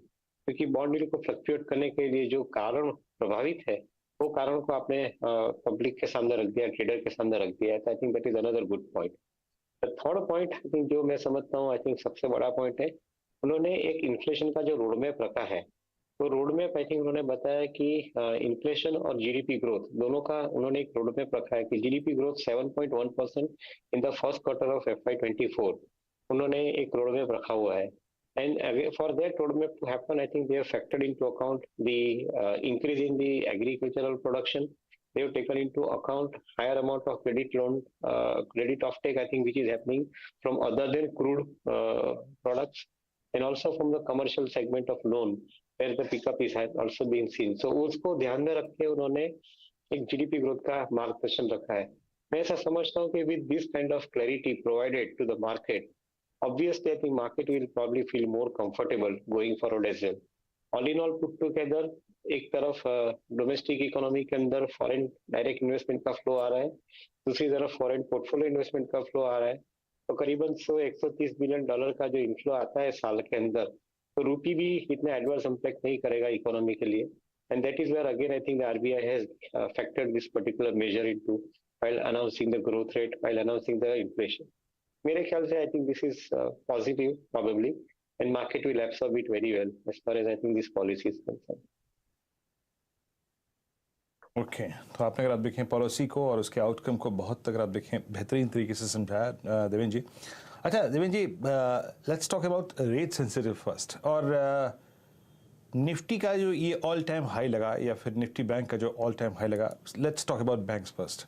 इस बार सबसे बड़ा सरप्राइज एलिमेंट था PSU banks, look at SBI, specially bank of India and BOB. But एक अच्छा trader या फिर investor वही है जो कि टाइम से एंट्री करे और एक अच्छा कंफर्टेबल एग्जिट ले ले। इतने बड़े वाइल्ड स्विंग के बाद पीएसयू बैंक्स में सर आपका व्यू इस वक्त पीएसयू बैंक्स पे क्या है? कमिटेड रहे या फिर प्रॉफिट्स को कैश में कन्वर्ट करें? इस वक्त आपका व्यू पीएसयू बैंक्स पे? So fortunately, for the first time after not many years, I think PSU banks are showing some sign of, I think, qualitative earning growth. क्योंकि बैलेंस शीट के अंदर अभी तक liability side was always, I think, challenging for PSU banks. Currently, I think the liability side of the PSU bank is remaining extremely convincing. एक तरफ I think अच्छी तरह से वो लोग नीचे कॉस्ट के अंदर डिपॉजिट ला रहे हैं, खासा रेशियो बेटर है, और दूसरी तरफ आप देखें तो क्रेडिट ऑफटेक कॉर्पोरेट सेट के ऊपर से बड़ा है, thanks to government infrastructure programme, thanks to PLI related programme in the industry, और thanks to higher amount of credit offtake also because of the higher agri output. तो मेरा ऐसा मानना है कि ओवरऑल जो हिसाब से पब्लिक सेक्टर बैंक की बैलेंस शीट होनी चाहिए वो बैलेंस शीट काफी हद तक बेटर बनी है, and because this particular balance sheet is remaining strong. और वैल्यूएशन वाइज देखें तो पब्लिक सेक्टर बैंक के वैल्यूएशन अभी भी आज की तारीख में थोड़ा कंपैरेटिवली चीपर ही है. If the continued growth happens in the system and public sector bank participates and liability side remains stronger along with collection of cash from earlier provided non-performing assets, all in all put together, I think augurs well for some of the large size PSU banks, जिसके अंदर SBI, BOB जैसी bank का समावेश होता है. तो मैं ऐसा समझता हूँ कि इन्वेस्टर को ये समय के अंदर इन्वेस्टर लेना चाहिए. ये मोमेंटम मेरे ख्याल से चालू रहेगा, इसके अंदर कोई नेगेटिव कारण अभी नहीं जन्म दे रहे हैं. तो मैं ऐसा समझता हूँ कि आई थिंक आपको इसके अंदर बने रहना चाहिए. Maybe I think the higher amount of allocation can go to corporate banks क्योंकि वहाँ पे qualitative earnings better आ रहे हैं, but still I think a small exposure can continue with public sector banks कि वहाँ पे valuation के हिसाब से upside की opportunity ज़्यादा दिख रही है. ओके, ये पीएसयू बैंक्स पे आपका कमेंट था, और इस बीच अगर निफ्टी को एक बार लेके आइए, निफ्टी फिर ट्रेस होके उसी जोन में जहां से जिस वक्त हमने इस कार्यक्रम की शुरुआत की थी निफ्टी और निफ्टी बैंक का लेवल था. निफ्टी आईटी की रिकवरी थोड़ी सी आई थी लेकिन थोड़ी सी फिजल आउट फिर होते हुए. बट एक बार आते हैं फिर से आज के सबसे बड़े प्रिफर्ड और मोमेंटम में आते हुए सेक्टर की. सिमेंस टॉप गेनर है और एलएनटी ने अपना ऑल टाइम हाई क्रिएट किया आज. ये जो इनफैक्ट मिड CY22 में देवेंद्र जी, अब हमने कैपिटल गुड्स में काफ़ी मूव देखा था. उस वक्त लीडरशिप ली थी सिमेंस ने, एबीबी ने. इस बार लीडरशिप फिर एक्वायर करी है एक ज़माने बाद कैपिटल गुड्स में एलएनटी ने. L and T at all time high. But overall this entire year CY22, ये जो कैलेंडर वर्ष 2022 है, वो बिलोंग करता है कैपिटल गुड्स को. एक बहुत स्ट्रॉन्ग स्विंग दिया. आपका कैपिटल गुड्स पर सर अभी भी व्यू क्या है इस वक्त? और अगर चेज करना हो out of this I think 4 or 5 candidates, you have Cummins, L and T, BHEL, ABB और सिमेंस, आप क्या चेज करने की कोशिश करेंगे? इनफैक्ट आई थिंक गवर्नमेंट का जो इंफ्रास्ट्रक्चर का थ्रस्ट है, जिसके अंदर 10 लाख करोड़ के ऊपर का अमाउंट खर्चा होने वाला है अगले 10 साल के अंदर, इसकी शुरुआत गए बजट के अंदर 7.5 लाख करोड़ के अमाउंट एलोकेट करके हुई है. तो मैं ऐसा समझता हूँ कि the direct beneficiary would be capital good sector, और शायद आई थिंक बहुत सालों के बाद कैपिटल गुड सेक्टर के अंदर जान आई है. ABB, Siemens, L and T kind of companies have moved after a very very long period of time. मेरा ऐसा मानना है कि ये शायद शुरुआत का दौर है. अगले 10 साल तक का व्यू रख के चलते हैं तो this companies are very well position for getting the maximum advantage out of the government spending into capital good segment. Selecting one out of the 3 may be slightly, I think, challenging at this point of time. But मेरा ऐसा मानना है कि each of these companies have got their own niche. ABB has a different niche compared to L&T. I would think that I think allocation of money should happen, if not more, I think in equal proportion among 3 companies. Okay Devendra ji, बहुत बहुत शुक्रिया, आप इस कार्यक्रम में शामिल हुए. Policy पे, बैंक्स पे, कैपिटल गुड्स पे, सब पे अपना नजरिया रखा, व्यू शेयर किया. बहुत बहुत शुक्रिया सर इस कार्यक्रम में शामिल होने के लिए. चलिए अब एक बार एक काम करते हैं. देखिए निफ्टी रिट्रेस होकर फिर बैकफुट पे 18,572 और करीब करीब 43102 इस वक्त निफ्टी बैंक का स्तर है. निफ्टी आईटी फिर अगर आप देखें 203 अंक नीचे, और निफ्टी के लिए थोड़ा सा आज एक चैलेंजिंग एनवायरनमेंट या फिर कह सकते हैं कि जो राह ऊपर की मुश्किल करी वो था रिलायंस. रिलायंस कल बाजार के हक में यानी निफ्टी के साथ खड़ा था, एक पुल बैक आया, उसको स्पॉन्सर रिलायंस ने किया था, लेकिन रिलायंस को ट्रबल कर रहा है 2700 का कॉल आइटर। डायरेक्टर साहब एक बार प्लीज रिलायंस लेके आइए और इसकी 2700 की कॉल लेके आइए। जरा मैं वहाँ पे जो कॉल आइटर्स हैं क्या कर रहे हैं उसको देखना चाहूँगा। कल हल्का सा अगर आप देखें एक शॉर्ट स्क्यूज जिसे कहते हैं ना, I mean short covering Reliance की 2700 की कॉल में विजिबल थी, बट आज उस कॉल आइटर ने फिर एक बार ग्रिप ली। रिलायंस एट डे लो, याद रखिएगा ये डिस्कशन में सिर्फ निफ्टी की रूपरेखा तय करने के लिए और देखने के लिए कर रहा हूँ। Open interest 30 lakh, I mean that's huge, करीब 25% का ओआई बिल्डअप हुआ है। तो यकीन मानिए इसके लिए ये 2700 एक क्रिटिकल रेजिस्टेंस के तौर पे काम करेगा। इस चैनल का स्वामित्व प्रबंधन रिलायंस इंडस्ट्रीज होल्ड करते हैं, बट मैं आई थिंक इसके स्टैट्स को चेक कर रहा था। डाउ फ्यूचर्स लेके आइए, याद रखिएगा कल हमारे लिए एक और इवेंट डे है, कल हमारे लिए एक्सपायरी है, but still if you see I mean जो डाउ जोन्स फ्यूचर्स हैं वो कहाँ ट्रेड कर रहे हैं, किस ट्रेजेक्टरी में ट्रेड कर रहे हैं। Dow Jones futures plus 44 points, 44 अंक ऊपर ट्रेड करते हुए। अब एक काम करते हैं, मोमेंटम कॉल्स को यहाँ पर लेने का क्रम शुरू करते हैं। प्रकाश सर आपसे करूँगा शुरुआत। माफ़ कीजिएगा जहन से निकल गया, चलना है अभी यतिन के पास। असल में एक्चुअली क्या है, आज क्या चल रहा है, मैंने यतिन से पहले ही मुलाकात हो गई थी तो इसलिए मैं डीलिंग रूम भूल गया। माफ़ी चाहूँगा यतिन, बताइए डीलर्स क्या चीज़ कर रहे हैं? माफ़ी तो ठीक है, आप अभी कुछ मिठाई भिजवा दीजिएगा बॉम्बे। जब आप ये माफ़ी मांग रहे हैं तो मतलब उसके बदले ये मीठा कुछ भेज दीजिए तो सारे लोगों का जो है वो। आप चिंता मत कीजिए, बिरयानी मिलेगी आपको। मेरी बिरयानी ड्यू है, मेरी बिरयानी ड्यू है, याद रखिएगा। चलिए वीरू देखिए, 3-4 स्टॉक्स जो आज डीली रूम्स के फोकस रेडार में हैं उनमें से जो वायदे बाजार वाले हैं उनके बारे में बात करते हैं, क्योंकि काफी एक्साइटमेंट आपको आज बंधन बैंक के शेयर में दिख रहा है। ये एक बैंकिंग स्टॉक है जो पहले अंडर परफॉर्म कर रहा था, लेकिन अब आपको जब से एनालिस्ट मीट हुई है तब से एक स्टेबल अप ट्रेंड दिखाई दे रहा है। इनफैक्ट यहाँ डीली रूम्स की अगर आप माने तो BTST की ट्रेड आप चला सकते हैं, या 1-2 दिन का होल्डिंग होराइजन हो तो शायद आपको 10 से 12 रुपए का अपसाइड इस काउंटर में देखने को मिलना चाहिए, क्योंकि काफी FI शॉर्ट कवरिंग अब शुरू हो गई है इस काउंटर में। क्योंकि अब देखना यह है कि तीसरी तिमाही के बाद Q4 से ऑनवर्ड्स किस हिसाब से कंपनी अपने दूसरे कारोबार को बढ़ाती है और MFI में रिकवरी किस हिसाब से आती है, MFI यानी माइक्रो फाइनेंस बिजनेस। तो ये एक काउंटर रेडार पे है। इसके अलावा पिडलाइट पे नजरें रखें, क्योंकि ये एक स्टॉक है जो गिरते हुए क्रूड यानी कच्चे तेल का बेनिफिशियरी है। रॉ मटेरियल कॉस्ट बहुत तेजी से आपको घटते हुए दिखाई देंगे पिडलाइट जैसी कंपनीज के लिए, क्योंकि क्रूड डेरिवेटिव ज्यादा करके इनका एक बड़ा रॉ मटेरियल का हिस्सा है। और डीलिंग रूम्स की अगर आप माने तो पोजिशनली यहाँ खरीदारी करके चलें, शायद 80 से 100 रुपए का अपटिक आपको दिसंबर सीरीज में ही देखने को मिलना चाहिए। तो इन जनरल अगर आप देखें तो बंधन बैंक और पिडलाइट ये 2 काउंटर्स में डीलिंग रूम्स की पैनी नजर है। जी हाँ, बंधन बैंक और पिडलाइट इनफैक्ट ट्रेड हमने सुबह भी लिया था, या आशीष चतुर्मुता जी का आज कन्विक्शन कॉल भी था। और रही बात बंधन बैंक की, इस कार्यक्रम के बिल्कुल शुरुआती भाग में हमने इस ट्रेड को पिक किया था और अच्छा करता हुआ। ये दिन बहुत बहुत शुक्रिया। निफ्टी 18,554 और डाउ जोन्स फ्यूचर्स अब 10 अंक मात्र ऊपर हैं। एक काम करते हैं, यहाँ से ट्रेड्स को पिक करना शुरू करते हैं। प्रकाश सर, कल के लिए पहला ट्रेड क्या कैरी करेंगे आप? कल के लिए पहला ट्रेड रहेगा यूनाइटेड स्पिरिट्स। यस, लगता है कि यहाँ से एक अपमूव मिलना चाहिए। ट्रेंड इंटैक्ट है, कंसोलिडेशन मोड पर है, एक ब्रेकआउट की जरूरत है, लगता है मिलना चाहिए। ट्रेड करेगा 935 पर ट्रेड कर रहा है। टारगेट में आपसे 945 के नजर आते हैं। स्टॉप रहेगा मेरे हिसाब से 926 यूनाइटेड स्पिरिट्स। ओहो, आपने पिक किया USL। ये आज सुबह आशीष जी की कॉल थी। अच्छा, आशीष बहदी जी की यूनाइटेड स्पिरिट्स एक बार लेके आइए स्क्रीन पर, जरा देख ही लेते हैं आज जाते जाते क्या कर रहा है। इट्स 935। इस पे एक फ्लैग विजिबल है, वाकई अगर आप देखिए बड़ी एग्रेसिव पैटर्न है ये। और आई थिंक वो जो 938 940 का पॉइंट है दैट विल डिसाइड कि इसका फ्यूचर आई मीन कितना एग्रेसिव होगा। एक टिपिकल फ्लैग, बहुत बेरिश पैटर्न, बुलिश पैटर्न है इस पे। मानस आपका ट्रेड लीवर के साथ ही जाएंगे, वहां पर खरीदारी करने का ट्रेड लेना चाहिए, क्योंकि एक फ्रेश ब्रेकआउट देखने को मिला है। तो मेरा समझना है कि कल भी फॉलो बाइंग देखने को मिलेगी। तो एचयूएल में खरीदारी करेंगे। स्टॉप लॉसेस 2679 के रहेंगे और ऊपर की तरफ 2750 तक के टारगेट सेट कर सकते हैं।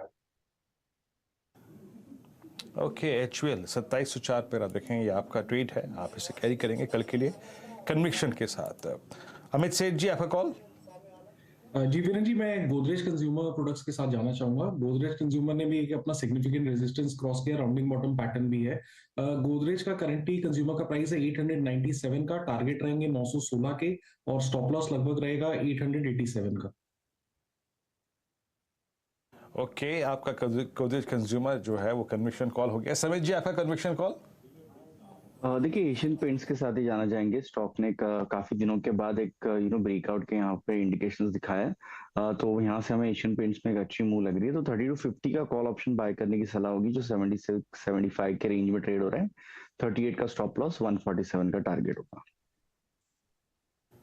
ओके, एशियन पेंट्स, पिडिलाइट भी आ गया, एशियन पेंट्स भी आ गया। यानी क्रूड की स्टोरी को अगर आप देखें तो आप हाथों हाथ लेके जाते हुए, और उस पर हमारे एनालिस्ट अभी भी अगर आप देखें काफ़ी फोकस कर रहे हैं। राजेश सतपुते जी, आपके कैरी करेंगे कल के लिए? नरेंद्र जी देखिए, जाते जाते मार्केट में थोड़ी प्रॉफिट बुकिंग आ रही है, तो आई थिंक थोड़ी सेफ्टी लेके ही जाएंगे। तो कोलगेट जिसका जिक्र किया था उससे लेके जाएंगे, मुस्कुराहट के साथ घर चले जाएंगे। So I would like to go long in Colgate और for continue to go long in Colgate. 1610 का स्टॉप लॉस, थोड़ा 1600 पे रखा था, वो 10 रुपए और ट्रेल करूंगा, थोड़ा मोमेंट मिला है। तो 1610 का स्टॉप लॉस होगा। 1650 का जो पहला रेजिस्टेंस है वो निकले तो फिर 1680 के पार चला जाएगा। So I would like to bet on low beta Colgate. Okay, Colgate आप पिक करेंगे। और गौरांग जी?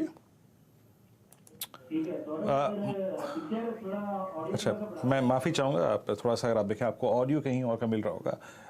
स्टूडियो में थोड़ा सा अगर आप देखें शोर आ रहा है, लेकिन आपकी स्क्रीन पे अगर आप देखें 18544 निफ्टी एट डे लो, और अब हम थोड़ा 10 डे एक्सपोनेंशियल मूविंग एवरेज के नीचे खिसकते हुए 18541 और 43,092 ये बैंक निफ्टी का स्तर है।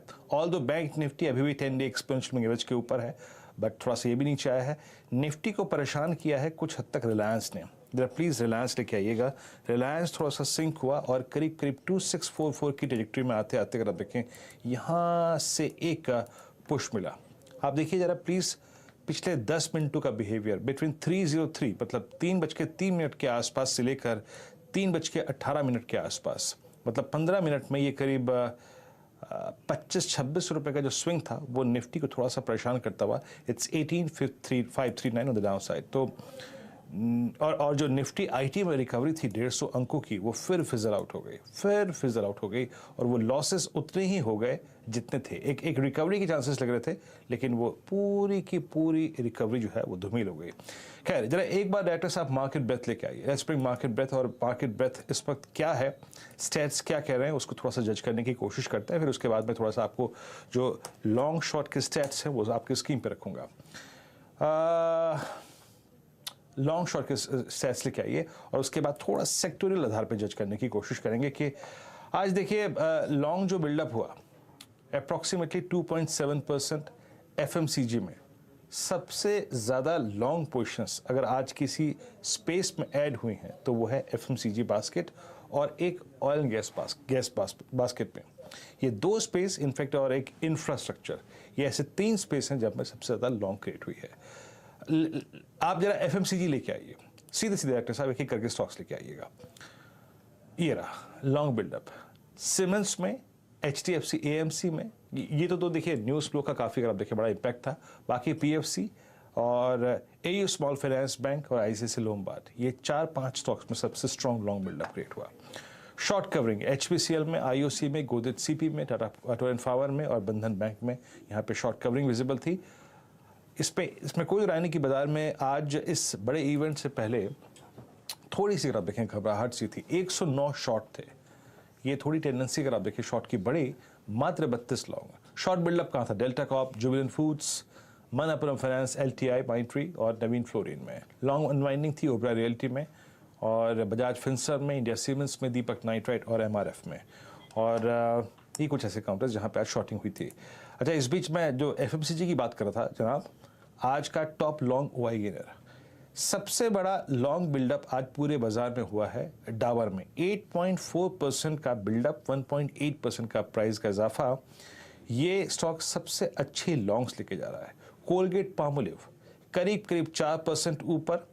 उसके बाद आप देखिए नेस्ले और साथ ही साथ एशियन पेंट्स 3.8%। याद रखिएगा निफ्टी एफएमसीजी इंडेक्स आज अपने करियर के हाईएस्ट लेवल पे जाके करीब 45,634 ये निफ्टी एफएमसीजी इंडेक्स का करियर का हाईएस्ट क्लस्टर है eight all time high. Okay, ये था स्पेस एफएमसीजी, बहुत स्ट्रॉन्ग बिल्डअप हुआ और लीडिंग रहा आज का यहाँ पे जो स्टॉक था वो था कोलगेट। उसके बाद आते हैं जनाब दूसरे स्पेस में और वो था इंफ्रास्ट्रक्चर। यहाँ पे इंडिगो, जिसको हम एविएशन को रखते हैं इंफ्रास्ट्रक्चर में, 8.5% बिल्डअप और साथ ही साथ कॉनकॉर, ये दो ऐसे स्टॉक्स थे जिनमें सबसे स्ट्रॉन्ग बिल्डअप रहा।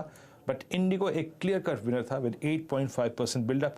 ऑयल एंड गैस स्पेस में आज हिंद पेट्रो में अगर आप देखें तो आज काफ़ी अच्छा खासा मूव था, करीब स्टॉक 4% चला, लगभग 5% ओआई घटा। बीपीसीएल में अगर आप देखें करीब 1.8% ओआई बिल्डअप था और साथ ही साथ आईओसी में करीब 1% का बिल्डअप था। और last but not the least capital goods आपकी स्क्रीन पर, यहाँ पे सिमेंस 12.4%, उसके बाद आपका एलएनटी 7.4%, एबीबी 1.6%, सबसे स्ट्रॉन्ग लॉन्ग बिल्डअप था। और इनफैक्ट सिमेंस ये कमिंस 4.8% के बिल्डअप के साथ, जिसे कहते हैं ना पूरे सेक्टर में आज एक एडिशन था। तो आज आप कह सकते हैं कि कैपिटल गुड्स और एफएमसीजी इस बाजार की सबसे मजबूत कड़ी थी। निफ्टी आईटी कमजोरी कायम है 2 दिसंबर से, उसके बाद 5 दिसंबर को, 6 दिसंबर को, 7 दिसंबर को वीकनेस परसिस्ट कर रही थी। और निफ्टी को जो आखिरी के 1 घंटे में जो डेंट पड़ा वो था बिकॉज ऑफ रिलायंस। मानस, एक बार रिलायंस पे आपका व्यू दीजिएगा, खिसकता हुआ नीचे, और वो जो 2700 का कॉल राइटर है उसका कन्विक्शन काफी बढ़ रहा है। आज ह्यूज ओआईरेशन उस कॉल में। आपका व्यू रिलायंस पर मानस? डिसअपॉइंट किया है क्योंकि कल जब रैली देखने को मिली थी, रिकवरी देखने को मिली थी, तो लग रहा था कि शायद जो 2700 का हर्डल है उस रिलायंस को क्रॉस करेगा, लेकिन आज मॉर्निंग में ऐसा नहीं हुआ। और अब जब वीकनेस बढ़ रही है तो अपनी 20 डे मूविंग एवरेज के आसपास ट्रेड कर रहा है। हालांकि अभी भी बिकवाली करने का ट्रेड नहीं लेना चाहिए मेरे हिसाब से। अगर आपके पास लॉन्ग पोजीशन है तो 2634 का स्टॉप लॉस जरूर रखें, उसके नीचे स्टॉप लॉस रख के आप लॉन्ग पोजीशन में बने रह सकते हैं। लेकिन आप खरीदारी आपको केवल तभी करेंगे जब 2675 2675 के ऊपर रिलायंस निकलेगा। वाकई अगर आप देखें तो यहाँ पर रिलायंस को से बैकफुट पे आया। और एक स्टॉक और लेके आइएगा एफएमसीजी बास्केट से। देखिए एफएमसीजी बास्केट आज बहुत चला, but let's bring Bata it's 1687। इस स्टॉक में एक धीरे धीरे ब्रेकडाउन का केस बन रहा है। हालांकि देखिए मैं ब्रेकडाउन शब्द का इस्तेमाल कर रहा हूँ, ब्रेकडाउन अभी नहीं है, पर अगर आप इसके 1 साल के चार्ट को देखें तो एक इसका बहुत ही बड़ा बेस है बिटवीन 1672 लेके लगभग समझ लीजिएगा कि 1610 तक, यानी करीब 30-40 रुपए का एक बड़ा बेस है। राजेश सतपुते जी, ये बाटा एक ऐसे दिन जब एफएमसीजी इंडेक्स बहुत अच्छा कर रहा है, डिसाइसिवली बैकफुट पे आना, और जब तमाम जो फुटवेयर स्टॉक्स थे चल रहे थे, जब आपका रिलैक्सो काफी चला, जब आपका कैंपस शूज काफी चला, जब आपका लिबर्टी बहुत चला, ये तब भी नहीं चला था। यहाँ थोड़ा टायर्ड बुल लिक्विडेशन है। आप कैसे रीड कर रहे हैं बाटा को? वीरेंद्र जी, फ्रैंकली स्पीकिंग एक बार लगा था जब ये 1730 के लेवल के ऊपर ट्रेड करना शुरू किया था, जब इसने 10-20 डे में कुछ चैलेंज किया था, सपोर्ट लेना शुरू किया था। लेकिन ये आज का जो दिन है, मुझे लगता है ये फिर से एक रिवर्सल का दिन है। तो यहाँ पे स्ट्रक्चर वीक है। अगर आप शॉर्ट टर्म पे देखें तो 1700 का जो साइकोलॉजिकल सपोर्ट होता है, जहाँ पे फुट राइडर खड़े हैं, वो वायलेट होंगे, और इसके बाद ये जो गिरेगा वो 1640 1650 तक का फॉल मुझे लगता है बाटा में आना चाहिए। तो यहाँ पे अगर आपको ट्रेंड या सेक्टर के साथ प्ले करना है तो I think I would like to keep Bata. Structure weak है तो शॉर्ट करना है तो आपका स्टॉप लॉस होगा 1725 का, और जैसे ही 1700 टूटेगा 50 रुपए का फॉल बाटा दिखा देगा।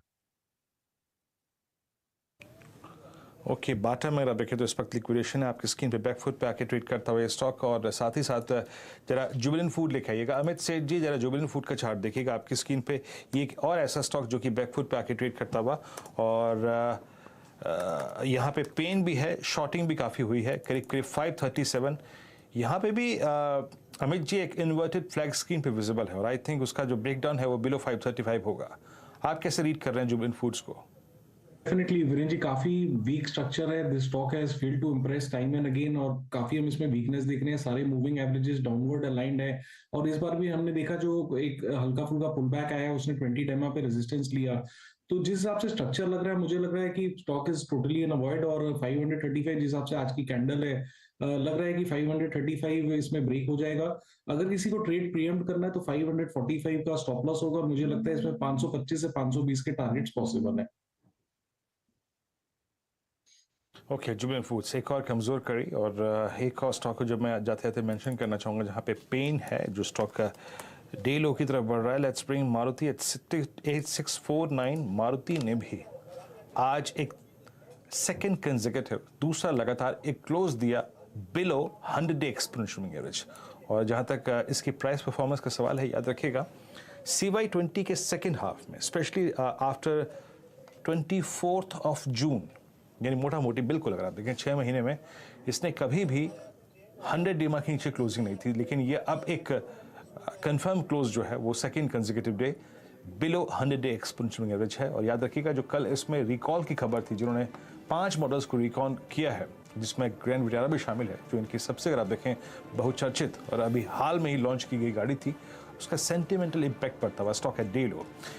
चलिए अब एक काम करते हैं, क्लोजिंग की तरफ बढ़ रहे हैं। डाउ फ्यूचर्स आपकी स्क्रीन पे 10 अंक ऊपर है, but we are closing at day low. I mean 18544। Bank Nifty करीब 43,098। हालांकि बैंक निफ्टी क्लोजिंग में उतना नहीं पेन में था, बट जो एक डिफरेंशियल था बिटवीन निफ्टी और निफ्टी बैंक की प्राइस परफॉर्मेंस के बीच में, इट वाज रिलायंस, जो कि आखिरी में खिसका नीचे। और रिलायंस के स्टेट्स क्लियरली विजिबल थे कि जो कॉल राइटर्स हैं वो हावी हो रहे हैं, and Reliance now heading towards 20 day exponential moving average, जो कि प्लेस्ड है करीब 2630 की रेंज में। तो रिलायंस हल्का सा बैकफुट पे आया, तो उसने आखिरी के जो आधे घंटे में प्राइस डैमेज निफ्टी पे ज़्यादा किया। लेकिन आज की जो पूरी की पूरी कहानी है वो 2 इंडिसेस को बिलोंग करती है। देखिए कैपिटल गुड्स ने आज बहुत अच्छा किया, और एक FMCG निफ्टी FMCG इंडेक्स आज अपने करियर के हाईएस्ट क्लस्टर पे, I mean highest close ever. और आज LNT के लिए अगर आप देखें दिन काफ़ी शानदार है, ये अपने करियर के हाईएस्ट क्लस्टर बंद हुआ। सिमंस पे ऑर्डर विंग की खबर अगर आप देखें बहुत अच्छा काम कर गई, 5% ऊपर। HDFC AMC अगर आप देखें यहाँ पे काफ़ी स्ट्रॉन्ग मूव। अबरदीन के एग्जिट की खबर ने अगर आप देखें बखूबी अपना काम किया। उसके बाद AU small finance bank. Crude आज का एक बहुत महत्वपूर्ण पहलू था, और उससे जुड़ी सारी कहानी, चाहे वो एशियन पेंट्स हो, चाहे वो पिडिलाइट हो, चाहे वो इंडिगो हो, सब ने अपना काम बखूबी किया। और FMCG बास्केट में जो 2-3 बास्केट काफ़ी स्ट्रॉन्ग थी, उसमें डाबर शामिल था, उसमें HUL शामिल था, उसमें गोदरेज CP शामिल था। इन सभी स्टॉक्स में काफ़ी अच्छा खासा मूव आया। और ये जो क्लोजिंग के वक्त एक राजेश सतपुते जी की कॉल थी, Colgate, in fact Rajesh ji mention भी कर रहे थे, I mean 1640 is critical, and 1630 के आसपास ही क्लोजिंग आती हुई बहुत शानदार प्राइस परफॉर्मेंस रही कोलगेट की। अच्छा ट्रेड था राजेश जी आपका। और 1-2 स्टॉक्स जिन्होंने अच्छा किया, उसमें कैपिटल गुड्स में ABB भी शामिल था, शायद मैं इसको मेंशन करना भूल गया, और साथ ही साथ IOC, कुछ ऐसे काउंटर्स जो कि बहुत स्ट्रॉन्ग थे। बैकफुट पे था आज Oberoi Realty, Jubin Foods, LNT Mindtree, Navin Fluorine, Atul Limited, Crompton Greaves, India Cements, Hindustan Copper और SBI लाइफ जैसे कुछ काउंटर्स। आज RBI के रेट हाइक के बाद 35 बेसिस पॉइंट के रेट हाइक के बाद एक यूनिवर्स जो कि पेन में था, वो था रियल स्टेट स्पेस। पूरा का पूरा रियल स्टेट स्पेस आज गवर्नर साहब के निर्णय के बाद, RBI पॉलिसी के बाद, 35 बेसिस पॉइंट के हाइक के बाद आज बैकफुट पे था और डे लो के आसपास क्लोज होता हुआ। और 1-2 स्टोरीज जो कि काफ़ी अच्छी खासी रही आज के लिए PSU बैंकिंग बास्केट में, वो था बैंक ऑफ बड़ौदा, और साथ ही साथ बंधन बैंक आज काफ़ी वाइब्रेंट नजर आया। और एक स्टॉक जिसको नहीं भूल सकते वो है UBL, जो कि आज स्ट्रॉन्ग मूव देके गया अलॉन्ग विद USL। मार्केट्स आपके शट करीब 91 अंकों के नुकसान के साथ, और बैंक निफ्टी करीब 28 अंक नीचे 43,109। और निफ्टी IT आज का एक बार फिर से कल्प्रिट, जो कि निफ्टी के लिए शायद थोड़ी सी राह मुश्किल करता हुआ, इट्स 3131।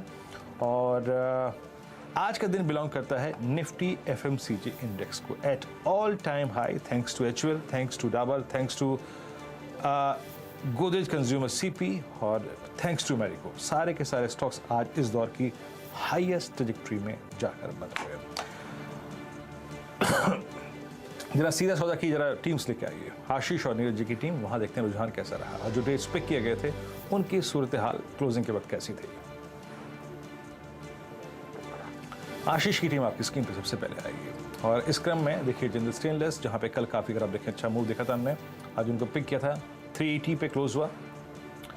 जिंदल स्टेनलेस और जिंदल हिसार दोनों में अगर आप देखें अच्छा मूव मिला। एशियन पेंट्स को और ONGC को नेगेटिव साइड पे रखा था, इसने काफी अच्छा खासा स्विंग दिया। आगे बढ़ते हैं, नीरज जी की टीम को देखते हैं वहाँ पे रुझान कैसा रहा। और यहाँ पे सिमंस ने अपना काम किया मिड कैप बैंकिंग में। आप देखें तो JNK बैंक पिछले कुछ दिनों से काफ़ी वाइब्रेंट भी है ये। इंडियन ओवरसीज बैंक और साथ ही साथ BPCL उन्होंने काफ़ी अच्छा खासा मूव दिया। तो एक आप कह सकते हैं कि फिर जुझारूपन जो था बाजार का कायम रहा। हल्का सा प्राइस डैमेज था निफ्टी पे, निफ्टी बैंक पे, निफ्टी IT पे, FMCG index all time high पे क्लोज हुआ। लेकिन इस वीकली कॉन्ट्रैक्ट का आप यकीन मानिए डेटा यही कहता है, चैलेंज चैलेंज और चैलेंज। कल है गुरुवार, वीकली कॉन्ट्रैक्ट की एक्सपायरी, एक बड़ा दिन। आपसे फिर मुलाकात होगी मॉर्निंग कॉल में, सभी स्टैट्स, डेटा और ऑप्शन के स्टैट्स लेके, FIs के अप्रोच लेके फिर होगी मुलाकात आपसे कल सुबह मॉर्निंग कॉल में। तब तक के लिए नमस्कार।